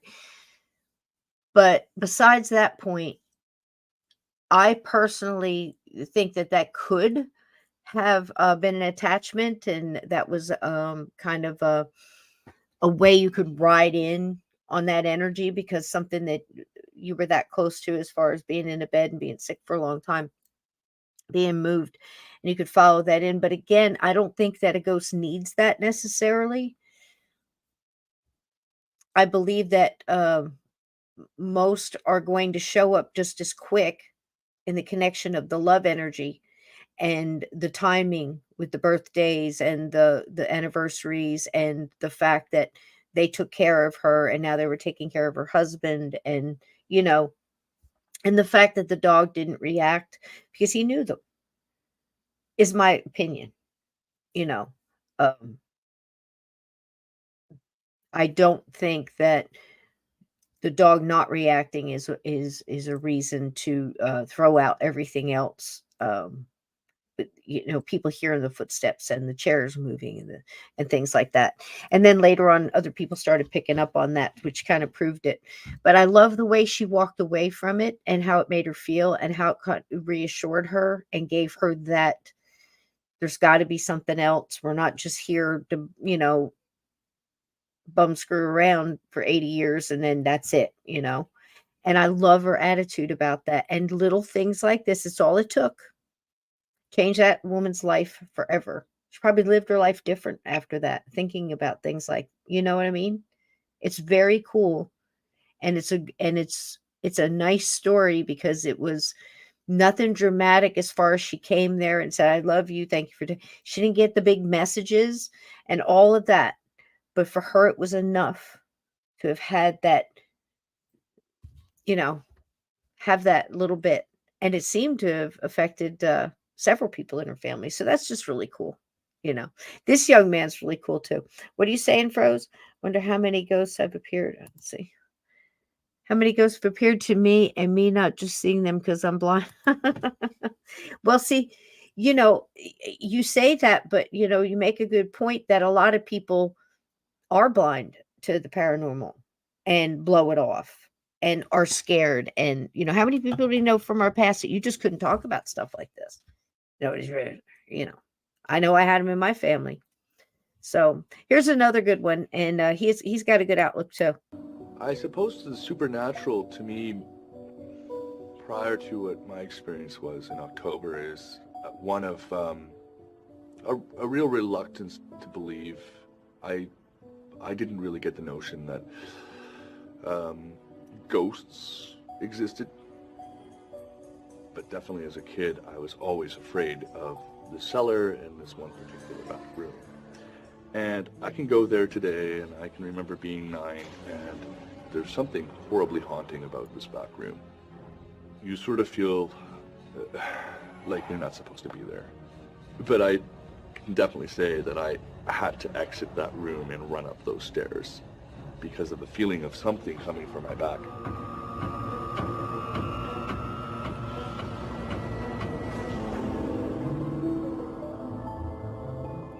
You already believe him, don't you? It's right out the gate. And even now, I'm a grown man, and I go down and come up these stairs, and I get this feeling that I'm either being pushed up and out of these stairs, or that I physically need to get out of there because it's not supposed to be there.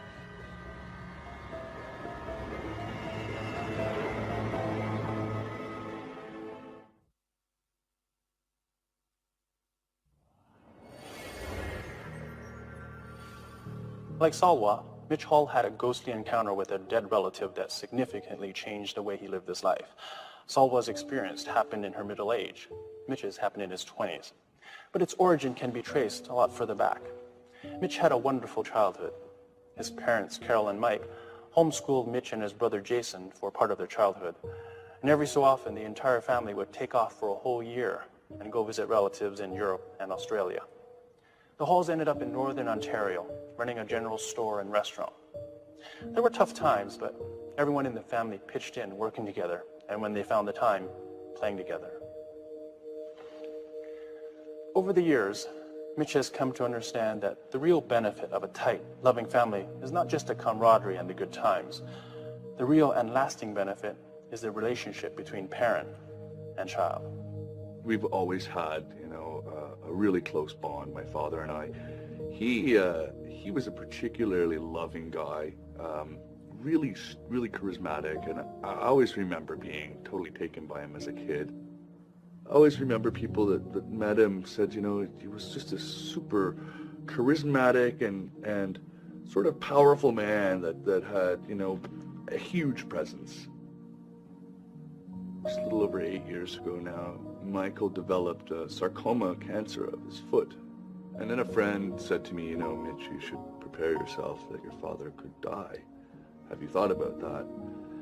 And I guess I hadn't. You know, I guess that was something that just sort of slipped over my head. Dad was a big, strong guy. Nothing could take him out. He'd be fine back home soon.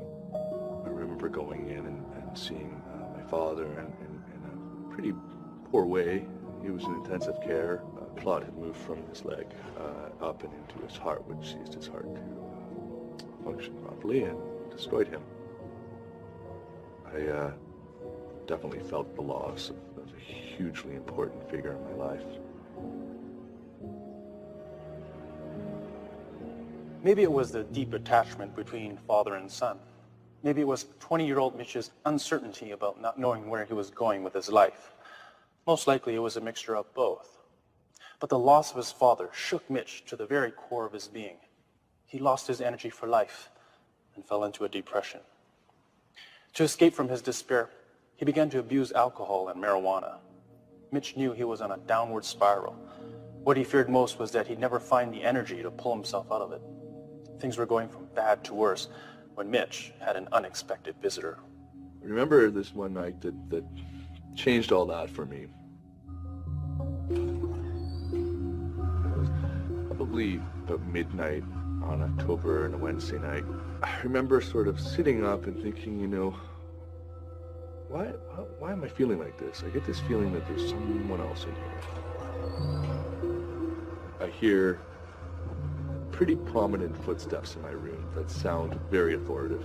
I'm instantly uneasy, and I get this feeling like, oh God, what's going on? And in from where the footsteps occurred is there's a bathroom. I could hear, it sounded like taps being turned on and turned off again. And at this point, I'm very anxious. I want to get up and investigate. As I decide to get up, I sort of decide that that's a bad idea. And I stay in bed and I do the little kid thing where the covers come up to here and I'm just freaking. I basically decided that I'm just going to ride whatever's going on out in bed. You know, just leave the television on and try and just focus on that. I eventually nod off, and what I awoke to was kind of the feeling like if you were to sort of blow hot air across your hand on the back of my head, right about here. So I'm asleep like this, and I get this feeling right here, and simultaneously I wake up and come around like this. Before me, what I see is a brilliant orb that's about 6 to 8 centimeters in diameter that have spurs of light that are shafting sort of out from this core. The brilliance of what I'm seeing is like nothing else I've ever seen. Basically all I had a chance to see was in that 3 seconds, this orb right there, and it held for a split second as if you catch a deer in the forest and it looks into your eyes and then bolts. I got up out of bed and jotted down as best as what I could a description as what I'd just seen. Impressive that he did this. I guess the first thing that brought the notion that this Homeschool. was most likely my father was when I woke up and went downstairs. I think that it would be pretty good to assume that would be my father, and that would be his way of trying to help his son. Maybe it was important enough for him to swing back down to planet Earth for a night and shake his kid up and say, you know, you gotta get over me. So all my questions and all of my fears and all of my concerns and all of my longings, everything had kind of been shaken like this and dumped out on the ground. I'm really fortunate, I guess, you know, for so many reasons. I've had an incredible life, wonderful parents, best on which anyone could ever ask for. And yeah, it's a damn shame if I don't get on with something great in my life for my own sake, let alone paying homage to the people that bring you into this world. That's beautiful. That's beautiful. Science versus the supernatural. It's an age-old battle. And when these two worlds collide, anybody caught in the middle is in for some serious confusion. Hello, I'm Lawrence Chow. Welcome to Ghostly Encounters. Today, we'll look at what happens when somebody thinks they've seen a ghost and how that affects their idea of what's real. Before he goes into the last one, I want to comment on that the way that young man described seeing the orb and the energy and the feeling from it. And of course, he also connected it to a time where he was going through some turmoil. And again, I totally feel everything he's talking about, because when I lost my mom, I did this. I mean, you just go so much, you just go through so much where you're in between self-destruction and trying not to disappoint their memory, which I love what he said about that. And that's what I think that gave me a strength too, was at a young age, I was given I was made to understand that it meant something, the people that went before you, their struggle, what they went through, their survival, or you wouldn't be here. Which is, I guess, why, genealogy and things like that just always fascinated me, and your connections and your elders, your ancestors is always ingrained into my teaching growing up from multiple different sources. So I love what he said about that, because that's the thing, it's not to get on with your life and do something great, like say in that famous line in what the hell was the name of that movie? Saving Private Ryan.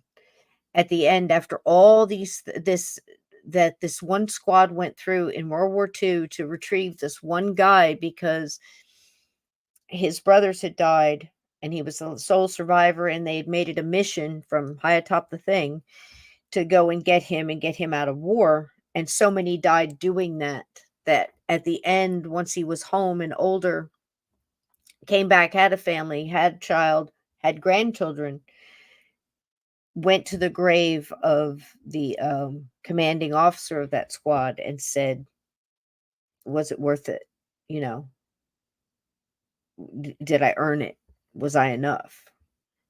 And his wife comes by and says, yes, you were a decent human being. You were loved. You had a good family, that kind of thing. This is what this kid is saying. He's not saying go out and just do the best you can, have a decent life, and honor those who went before you, strive to do something. I love that. And I think it would be important. I think that's one of the reasons my great grandmother came back to me. She wasn't, I don't think she was interested in achieving money or anything like that. It was, don't hide who you are. Remember where you came from, because she had to hide it. And I don't think she could fully leave and be satisfied, completely crossing over, or however that worked for her, without finding somebody to carry on and know where we came from. It's important to her. I think that's interesting. So this is the last one, and then we'll be out of here. Our experts say we can become stressed when we think we've encountered the supernatural. That's because there's suddenly a conflict between our belief in the world of science and the very different belief in the world of ghosts and spirits. A conflict that can only be resolved by coming to a personal decision about the reality or unreality of the supernatural. Anita Robeson is skeptical about ghosts. Is this the result of her unshakable belief in the world of science? Or is it because of something more personal and more tragic? Despite her doubts, Anita has had experiences that she can only describe as supernatural. It was my first day at work by myself. I was there early, and I was in my office, and I heard the front door open, and I was quite certain that I had locked it. In fact, I was positive that I'd locked it.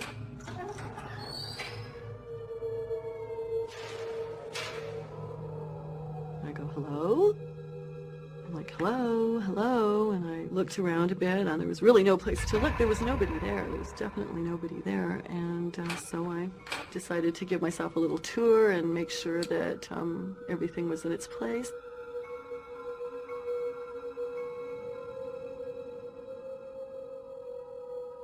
But I had also not seen every closet and every nook and cranny when I was originally hired. And I wasn't quite sure in which direction to go. It was a pretty big house, so there was one door I came to and I looked at it and I thought, oh, that's probably a closet. Doesn't really look like it's a room. Maybe I'll look in there later. Turned away from it and was trying to debate which direction to go, and suddenly I hear this and I turn back.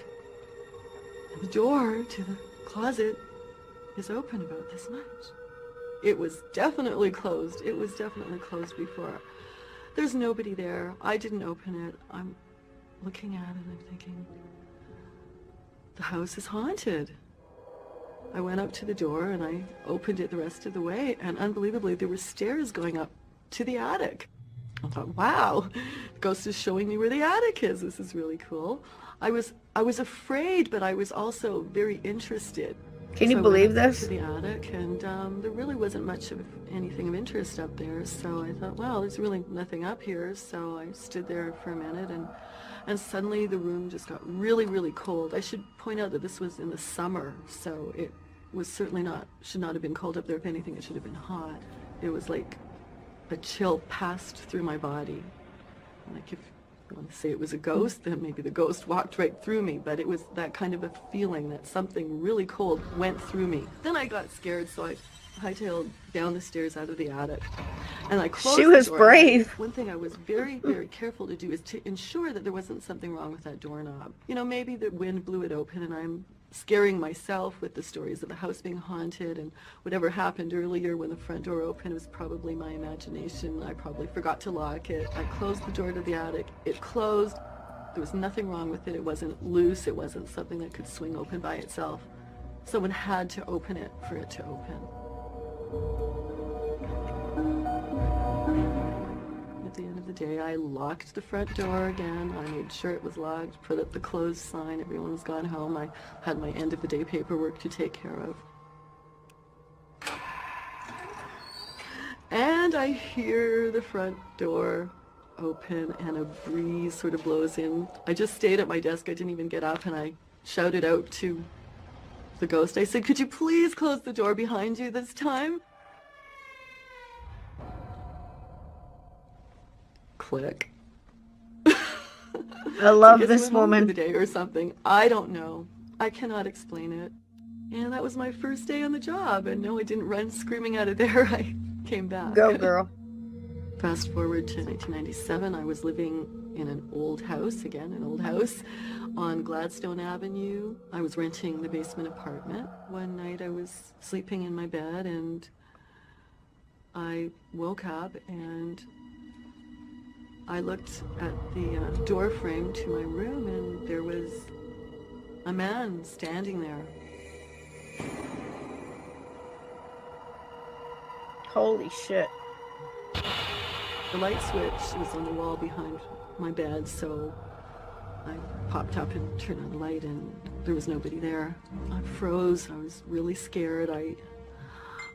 I think at first I thought someone had broken into my apartment. I got up and looked around a bit, but clearly there was no one there, and the doors were all closed and locked, and there was no one in my apartment. So I was pretty creeped out, and a few nights later I woke up, and this time it's the same guy in the same clothes. He's sitting on my bed. Stop it.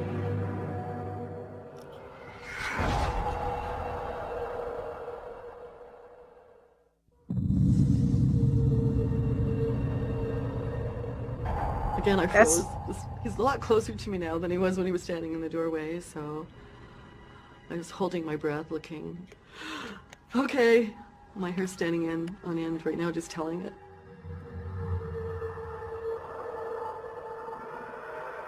I have to flick the light on and he's gone. He's gone. I'm not pleased. I'm getting scared. I hadn't been living there that long. I didn't want to move. I had heard stories from people who, who have experience with the paranormal. It's a and lot. Often they'll tell you that if you simply yell at a ghost and tell it to go away and remind it that it's not supposed to be there, like maybe it doesn't know it's dead. So I tried it. I just said, this is my apartment. I live here now. I'm sure you're a very, very nice man. I'm sure you mean me no harm.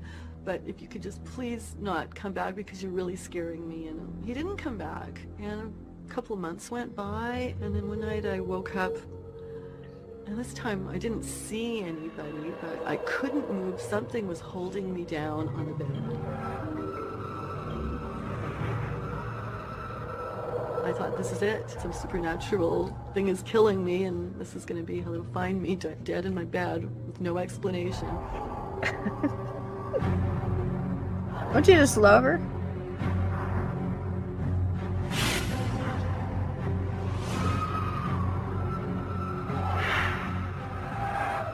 Not the Slithered same back, and I energy. ended up standing up on my bed, just pressed up against the wall as close as I could. I don't know if it gave up or what changed, because it was so much stronger than me that I didn't fight it off. It let up.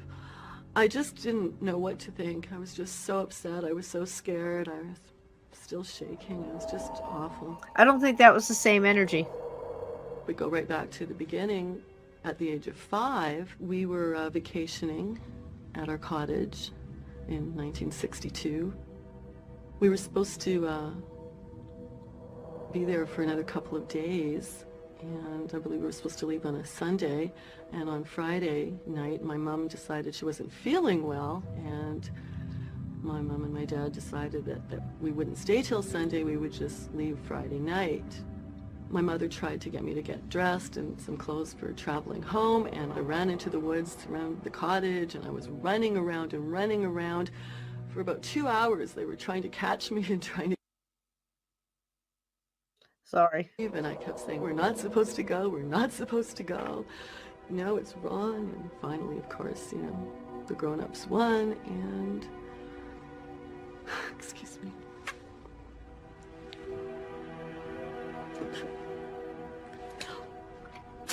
And on the way home,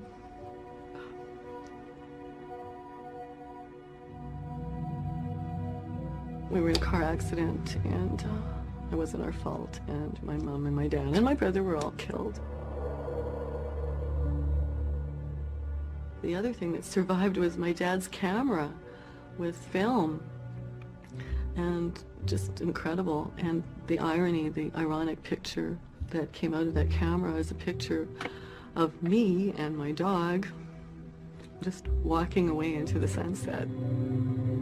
Can't imagine what and everyone thought when they had the film developed, but when I was old enough to appreciate that photograph, Is that I not a found it kicker? absolutely incredible. There was a shot like that. Not only that did the camera and the film survive, but a shot just of me and the dog walking away, as we did from the accident. Wild.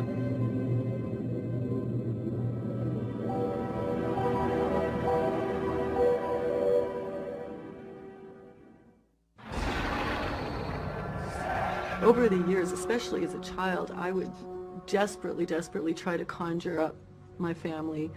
I would close my eyes and try to make them come to me. And I still do that even to this day. I have to be honest with you, because so many other things have happened to me, different incidents where it appears there is something else, there is another dimension out there perhaps. If I am seeing ghosts, then it would make sense to me that I would be able to see the ghosts of my family. If I'm one of those people that has some sort of gift where I can see dead people, then those are the dead people I want to see. People will say to me, you saw these ghosts, and I'd say, well, I don't believe in ghosts. I saw something happened, these things have happened to me, but it just doesn't make sense for me logically to believe in ghosts. Experts tell us that in a ghostly encounter, our logical minds want to explain away the supernatural experience we think we're having, anything to keep our normal world intact and unthreatened. On the other hand, we naturally cling to our own reality of what we've experienced. This creates an emotional uncertainty as we try to balance these two conflicting ideas. As Anita's story reveals, that uncertainty can be complicated by her own personal histories. Despite her need to connect with her family, Anita has never seen their ghosts, and so her rational, logical self still doubts the world of the supernatural. I think when we're born, we're all incredibly magical. I think we all see energy. Some people maybe a little more than others. I think that ability gets knocked out of us, gets filtered out. Uncertainty and rejection aren't the only responses to a ghostly encounter. Unlike Anita, some people feel they've had positive encounters with ghosts, and that leads them to a very different response. Suzanne Caddy tells us she first saw ghosts during her impressionable teenage years. It changed not only her feelings about the paranormal, but her response to reality itself. Real quick, the last one, that was really good what he said. Sometimes she's saying that she doesn't even know if she believes in them. She saw something because she feels that if she's the kind of person that can see these things, why couldn't she see the ones that she wants to see? That makes perfect sense. And that's a perfect reason why I'm always saying, when you get to something like that, back up and look at it again. Back up further out of it. One, does her feelings about it have anything to do with what's going on with them? Maybe in her lifetime, she's not supposed to see them yet or get a message yet. Maybe it's not her time to get that message.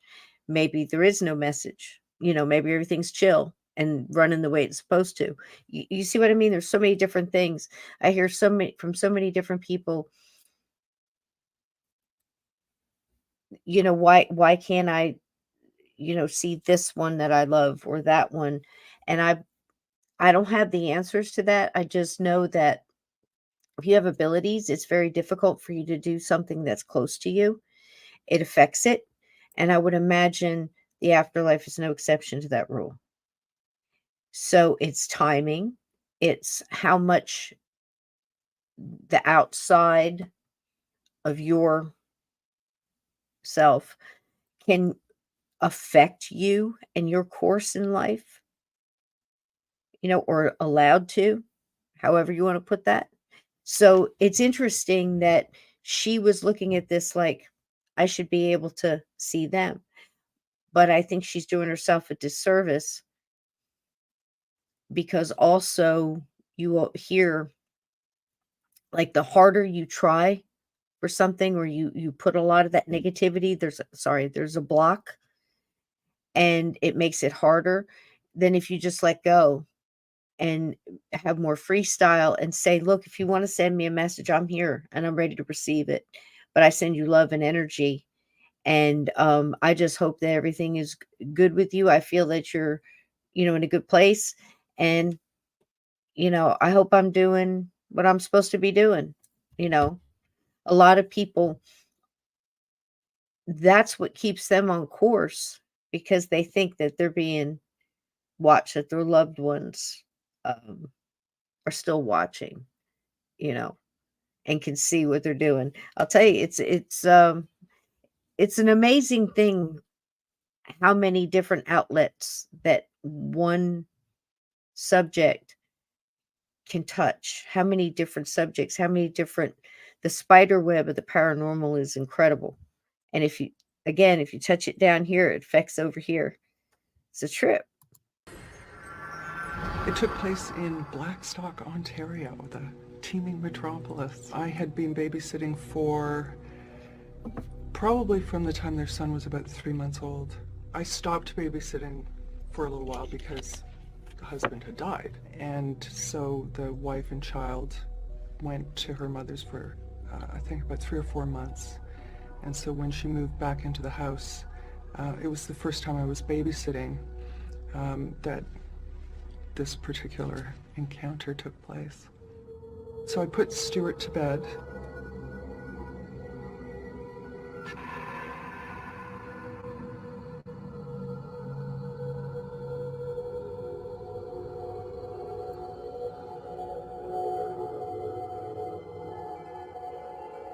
I was sitting on the couch watching TV, and it was the sound I heard first. You know, when people walk in corduroys, there's that and it's such a particular sound. As soon as I heard it, I knew it was the father, because he always wore corduroys. Wow. It's like, whoa! And you sort of freeze for a second, and then I turned my head and I looked, and there was a hallway and steps coming down, which I could see, and then it went into the kitchen. And I looked, but there was no one there, but I could literally hear the footsteps coming down the stairs. And I turned back to the TV, and I was just kind of, okay. I was listening to the footsteps as they're going through the kitchen.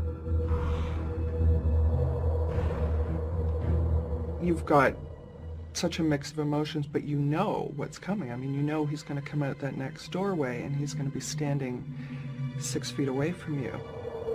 And sure enough, I heard the footsteps, and I looked up, and he was standing there. Jeez. Absolutely three-dimensional, as solid as you or I. Jeez. The mouth opens, the brain goes blank. And I looked away, I pinched myself, I slapped my face, looked back, he's still there. I looked away again, shaking my head, because I literally didn't know what else to do. And I think I was also buying time, because I thought, if he wants to talk to me, I'm not sure I can deal. It's honest.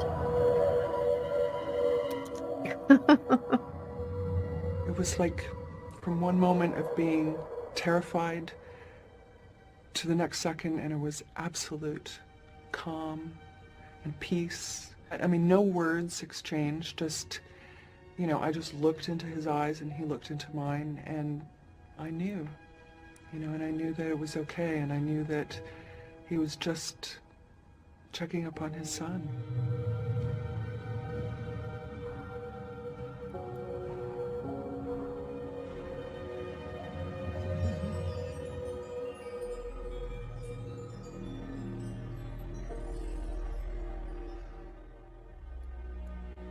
Then, he turned, and I think if I rack my memory, he disappeared as soon as he turned, so that even though I heard the footsteps continuing, he wasn't visible anymore.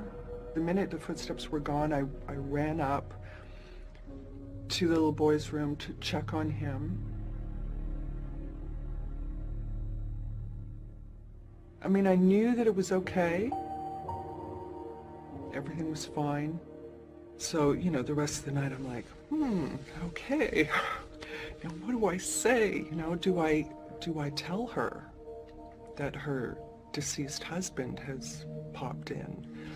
And I was feeling pretty sure that I shouldn't say anything.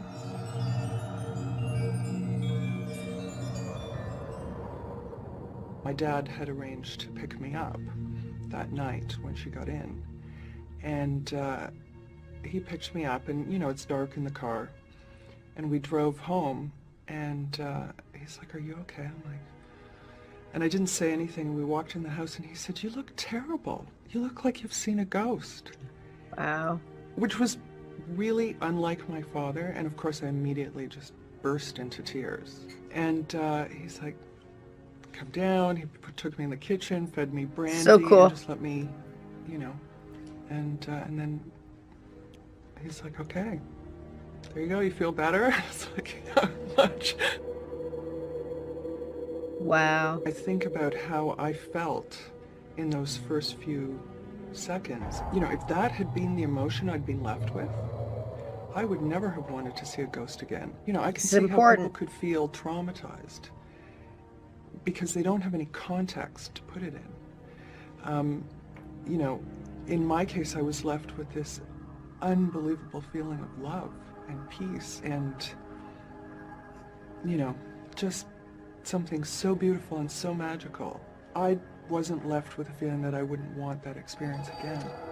The thing with seeing a ghost it's as though you're moving between the worlds. People often describe it as like an onion.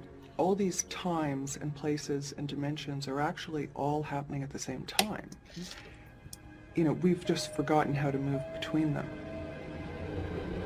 You need to open your mind. I think that's a lot of it. I mean, it's opening our mind, remembering that there are possibilities that cannot be explained. Preach it, girl. Preach it, girl. Hell yeah. Both Anita and Suzanne's stories hinged on a tragic event. A family dies before its time. A toddler is left without a father. Yet neither of them surrendered to the temptation to see life as indifferent and hostile. They both remain good-natured women who see the world as benevolent and full of mystery.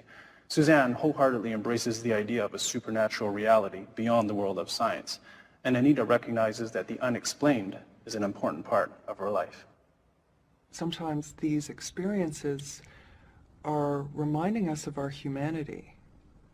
There it is. Not our mortality, you know, because it's not about the death.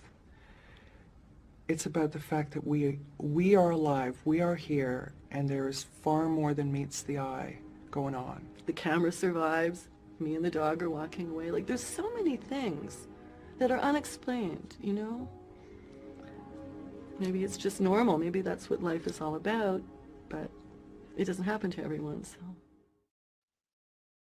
There it is, folks.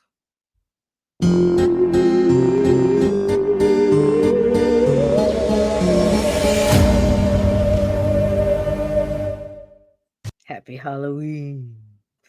So there you have it. I think she was dead spot on.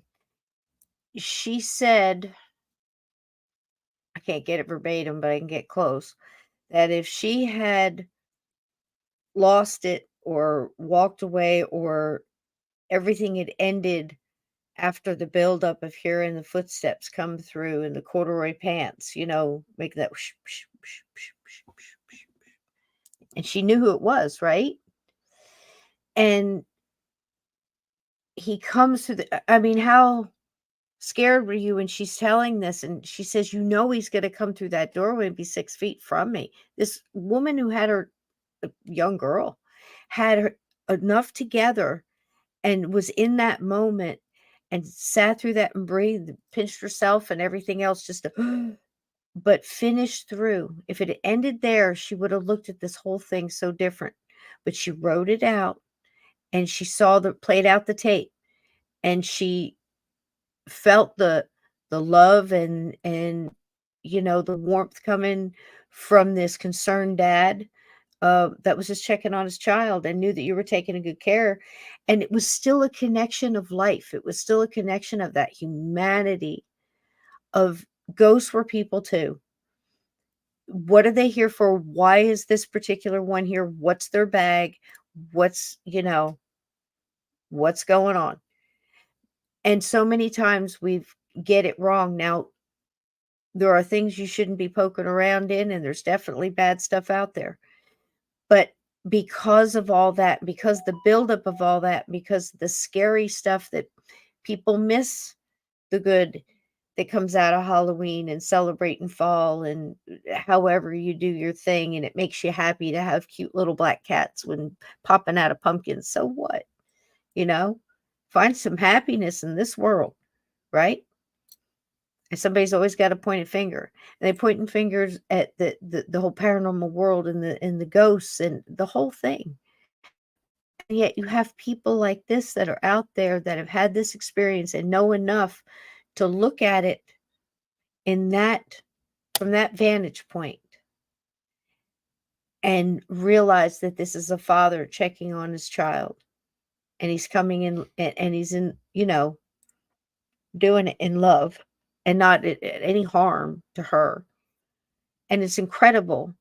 And the young man who saw the ball of light, the dad coming at that time in his life where he needed like a kick in the butt, but, you know, a hug, a spiritual hug, and just a reminder, you know, I'm out there, I'm watching. You need to get your life, you know, get it under control. Stop tearing yourself up over the memory of me. I'm still here. I'm still here, and love is eternal, and you know, you got to get yourself together and get over, let me go, you know. And to answer your question, Sarah, and I believe it was something along the lines of, does sadness hold back communication? And the short answer to that question would be yes, in some cases. And the reason being is very simple. If you take out the emotion and everything that me saying yes to that could cause, and look at it like this: lower vibrational, if you're having lower vibrational emotions and you're in a lower vibrational state of mind when you're thinking about this person, it's harder for them to connect to a lower vibrational thing if they have reached a higher vibrational plane. So if you look at it like a map, with like transportation, it'd be like taking a slow moving, heavy laden bus up a hill, or you can ride the Love Express, and it's a much easier route to the higher vibration. So in order to do that, you lift your vibration, connect in, grab onto the caboose of that train, and you know, send it right to your loved ones. It's a funny way of describing it, but heavy emotions weigh down. And if you want to connect to them, so that's why I always suggest, listen, nobody can tell anybody how to grieve or go through sadness, but I can tell you one of the quickest routes out of the dark is to the light. So you go for jokes and fond memories and times you fell down and laughed, and movies you watched that made you laugh, and songs that made you dance and sing and act silly. um you know, you go buy the flowers, you arrange them, you talk to the person, you send them happy thoughts and energy. And I think I would bet money that that is a faster route, because yes, depression and all of that and that sadness and bring down. I was at a table tipping not long ago to answer that question. And I'll give you the fast version, and then we really got to get out of here because I've kept you guys too late. I'm sorry. But I thought this was important going into Halloween to understand vantage points. And uh, it's so wild how you look at things, same thing differently, and get a whole bigger picture. And that's the only way we learn, right? By doing that. So anyway, we're at this table tipping, and the couple drove all the way from Florida. I knew nothing about them. They were friends of a dear friend of mine, and that dear friend of mine, Jim, was the one who was kind of hosting the whole thing. Let's just put it that way. And it's his table, and it's his spirit guide that helps run this whole table, and his spirit guides and the good spirits in that home help filter what gets through. That's the quick version. Just lay it on the table. Pun intended. So they're there. He asked me, can you know, can you join this? And I'm like, absolutely. What are we doing? And he starts it all off. And so it turns out, fast forward, let's just assume everything's working and these people know who's coming through this table. Okay. We've already sorted all that. It's her dad, and this is her husband. It's her dad. She sit at the table, reluctantly sit at the table. I watched this woman go from a this is crazy to, oh my God, can we do this again? You know, this was amazing. So that's going on.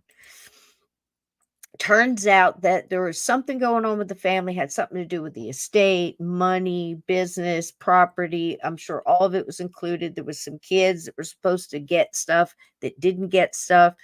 Hardworking man who worked his whole life and set up his whole family that everybody would be provided for. And some Bachagaloop came in there and swindled and twist and turned everything, and things got, you know, all tied up in knots, and money wound up where it shouldn't have been, was my gist.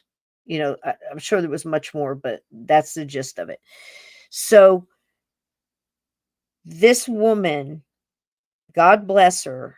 You could tell the burden of that she had been carrying within this family unit somehow, constantly being sad not only for the loss of her dad, but for the wrong that had been done after she had watched him her whole life work so hard to achieve. It's a serious thing. Every time you mention his name or anything, you could see her body language just cringe down because she's just so burdened by this. She doesn't even realize she's doing it. I'm seeing this. This is real life. The other guy's a little bit more bouncy energy and it uncovers that this man even talks to this guy, just like anybody would. You think about him and you just talk, man, Harry, I wish you were here. We're working on this car, or, boy, you would have loved to drive this, that kind of thing. Not talking and getting answers and stuff, but talking. And I'm sorting this, and Jim's picking up the same type of thing, and she's not understanding why she can't communicate with him. And, I just wish that well, here he is. And he's telling you, I'm dealing with so much on the table here, literally, and we're trying to get somewhere. And you've got this man who's so agitated. He's so overwhelmingly agitated. This is the spirit now, that the table is constantly doing this. Never seen it before. It's just and it hasn't stopped. And it's not rocking back forth like that, but it's shaking. And I'm trying to figure who to work with first. So I'm trying to tell her, I said, look, I need everybody at the table to think of a happy memory they had with this guy. And I said it different, but for time, So oddly enough, I get this flash of ice cream in my head. And I said out loud, what's with the ice cream? The guy next to me says, I said, what was his favorite flavor or something like that? And he said, any ice cream. He loved ice cream. And he was all about ice cream. I'm like, oh, we're getting somewhere. Do you see how it works, folks? Now, bear with me. We're going somewhere here. So we're hooking up into the ice cream. He's laughing now about a memory with butter pecan, something. She's still, oh, but he took and he did you so wrong. And not that that's not true. Where is her energy? Where's his? Table shaking. It's calming down. Lady, work with me here. And I get her to start thinking, can we think of something happy? And then the song came. Some reason, music. I said, what was this song? And it was Patsy. And she looked up and she smiled for the first time. And she said, Daddy loved Patsy Cline. And Jim looked at me.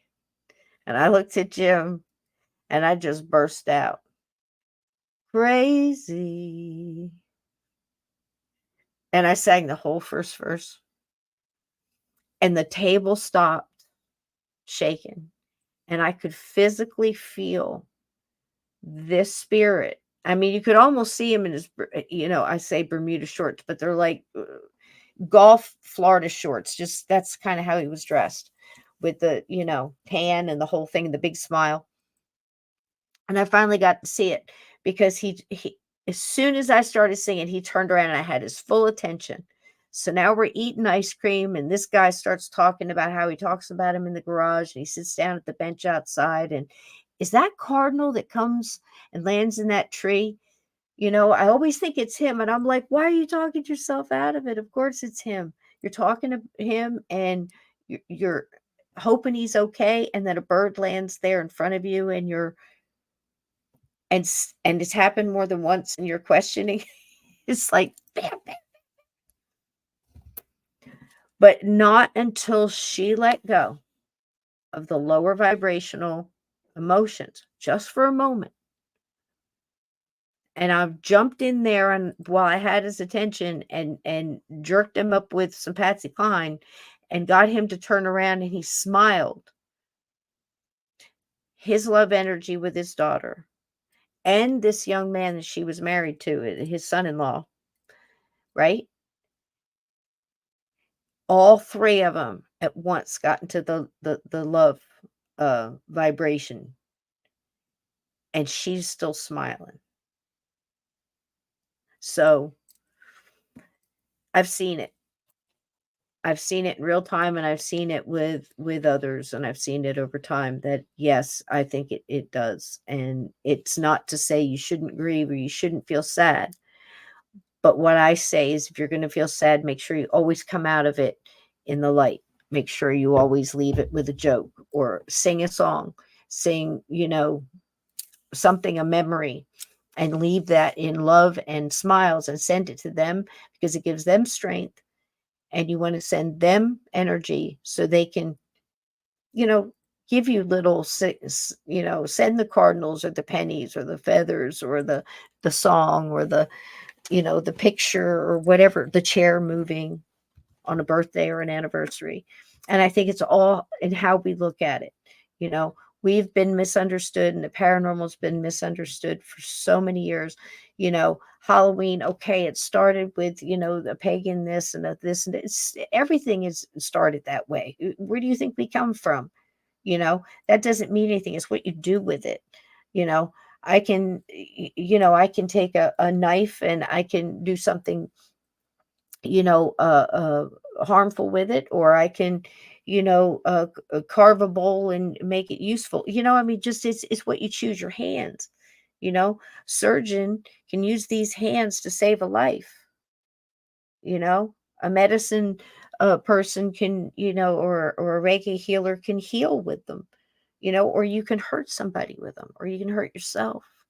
It's what your choice and your intent. And I think everything is like that when it comes to the vantage points and understanding that, of course, there's dark and of course there's light. And I think for many decades, we've let the dark really try to put out the light. And I think it's time and consciousness and vibrationally needed that we start bringing the light forward like this young lady did, and said if I had ended it there, I would have left thinking it was something totally different. But I'm glad I sat around and I tried to learn and went with her gut, her intuition, her natural instincts to find out it was something so much more beautiful,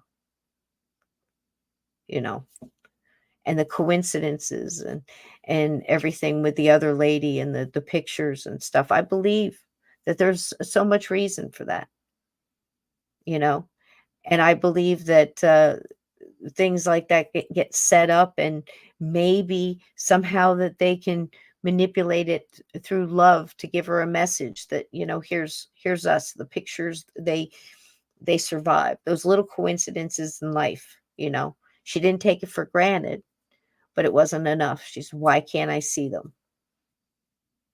Maybe it's not time. It doesn't mean there's anything wrong with you or they don't love you or they're not okay. It's just maybe it's not time. And maybe we need to start looking at this whole big thing and says, well, if everybody else is okay and coming back and saying they love you know what I mean? Giving love messages and everything's cool over here and you just keep on living and enjoy life and be cool, and be a decent human. That's all it is. And love is eternal. And that keeps the messages. Then that's for everybody. It's for everybody. And we all want that personal message. But yes, maybe that does hold it back. Maybe when we stop, it's like losing the keys. We stop looking, we'll find them. You know what I mean?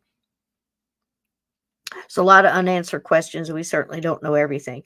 But if we keep doing shows like this, we're going to pick that sucker apart and peel back that onion as best as we can, because I think understanding this, we are also learning to appreciate it in depths we never thought of before. There are no coincidences.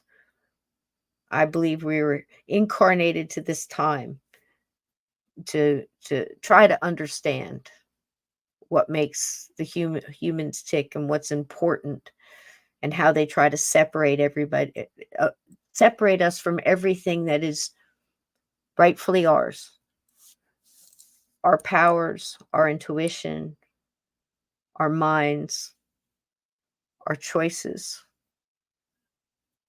You know, put fluoride in the water so it calcifies your brain. You can't think and slows you down. It's poison. You know, do you think that's by accident, or do you think maybe they don't want you to know how powerful you are? Keep reaching for the magic, guys. It's out there. The miracles do happen. Let's find you something happy on the way out of here. I have enjoyed this. And Owl, if you're still here, I totally dig the frog story. I think it is what you feel it is, man. That's the whole point of looking back at things like that. I mean, it's like the man sitting in the bench talking to his father-in-law, to the cardinal, and saying, talking to him, saying, "Man, I worked on a car today," and it's beautiful. I said, "Why talk yourself out of it? What are you hurting, right?"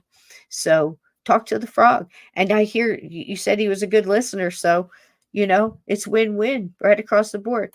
Here's a little something to take us out. Listen, if you can't do anything else, just dance. Just dance. Love you. Good night, everybody.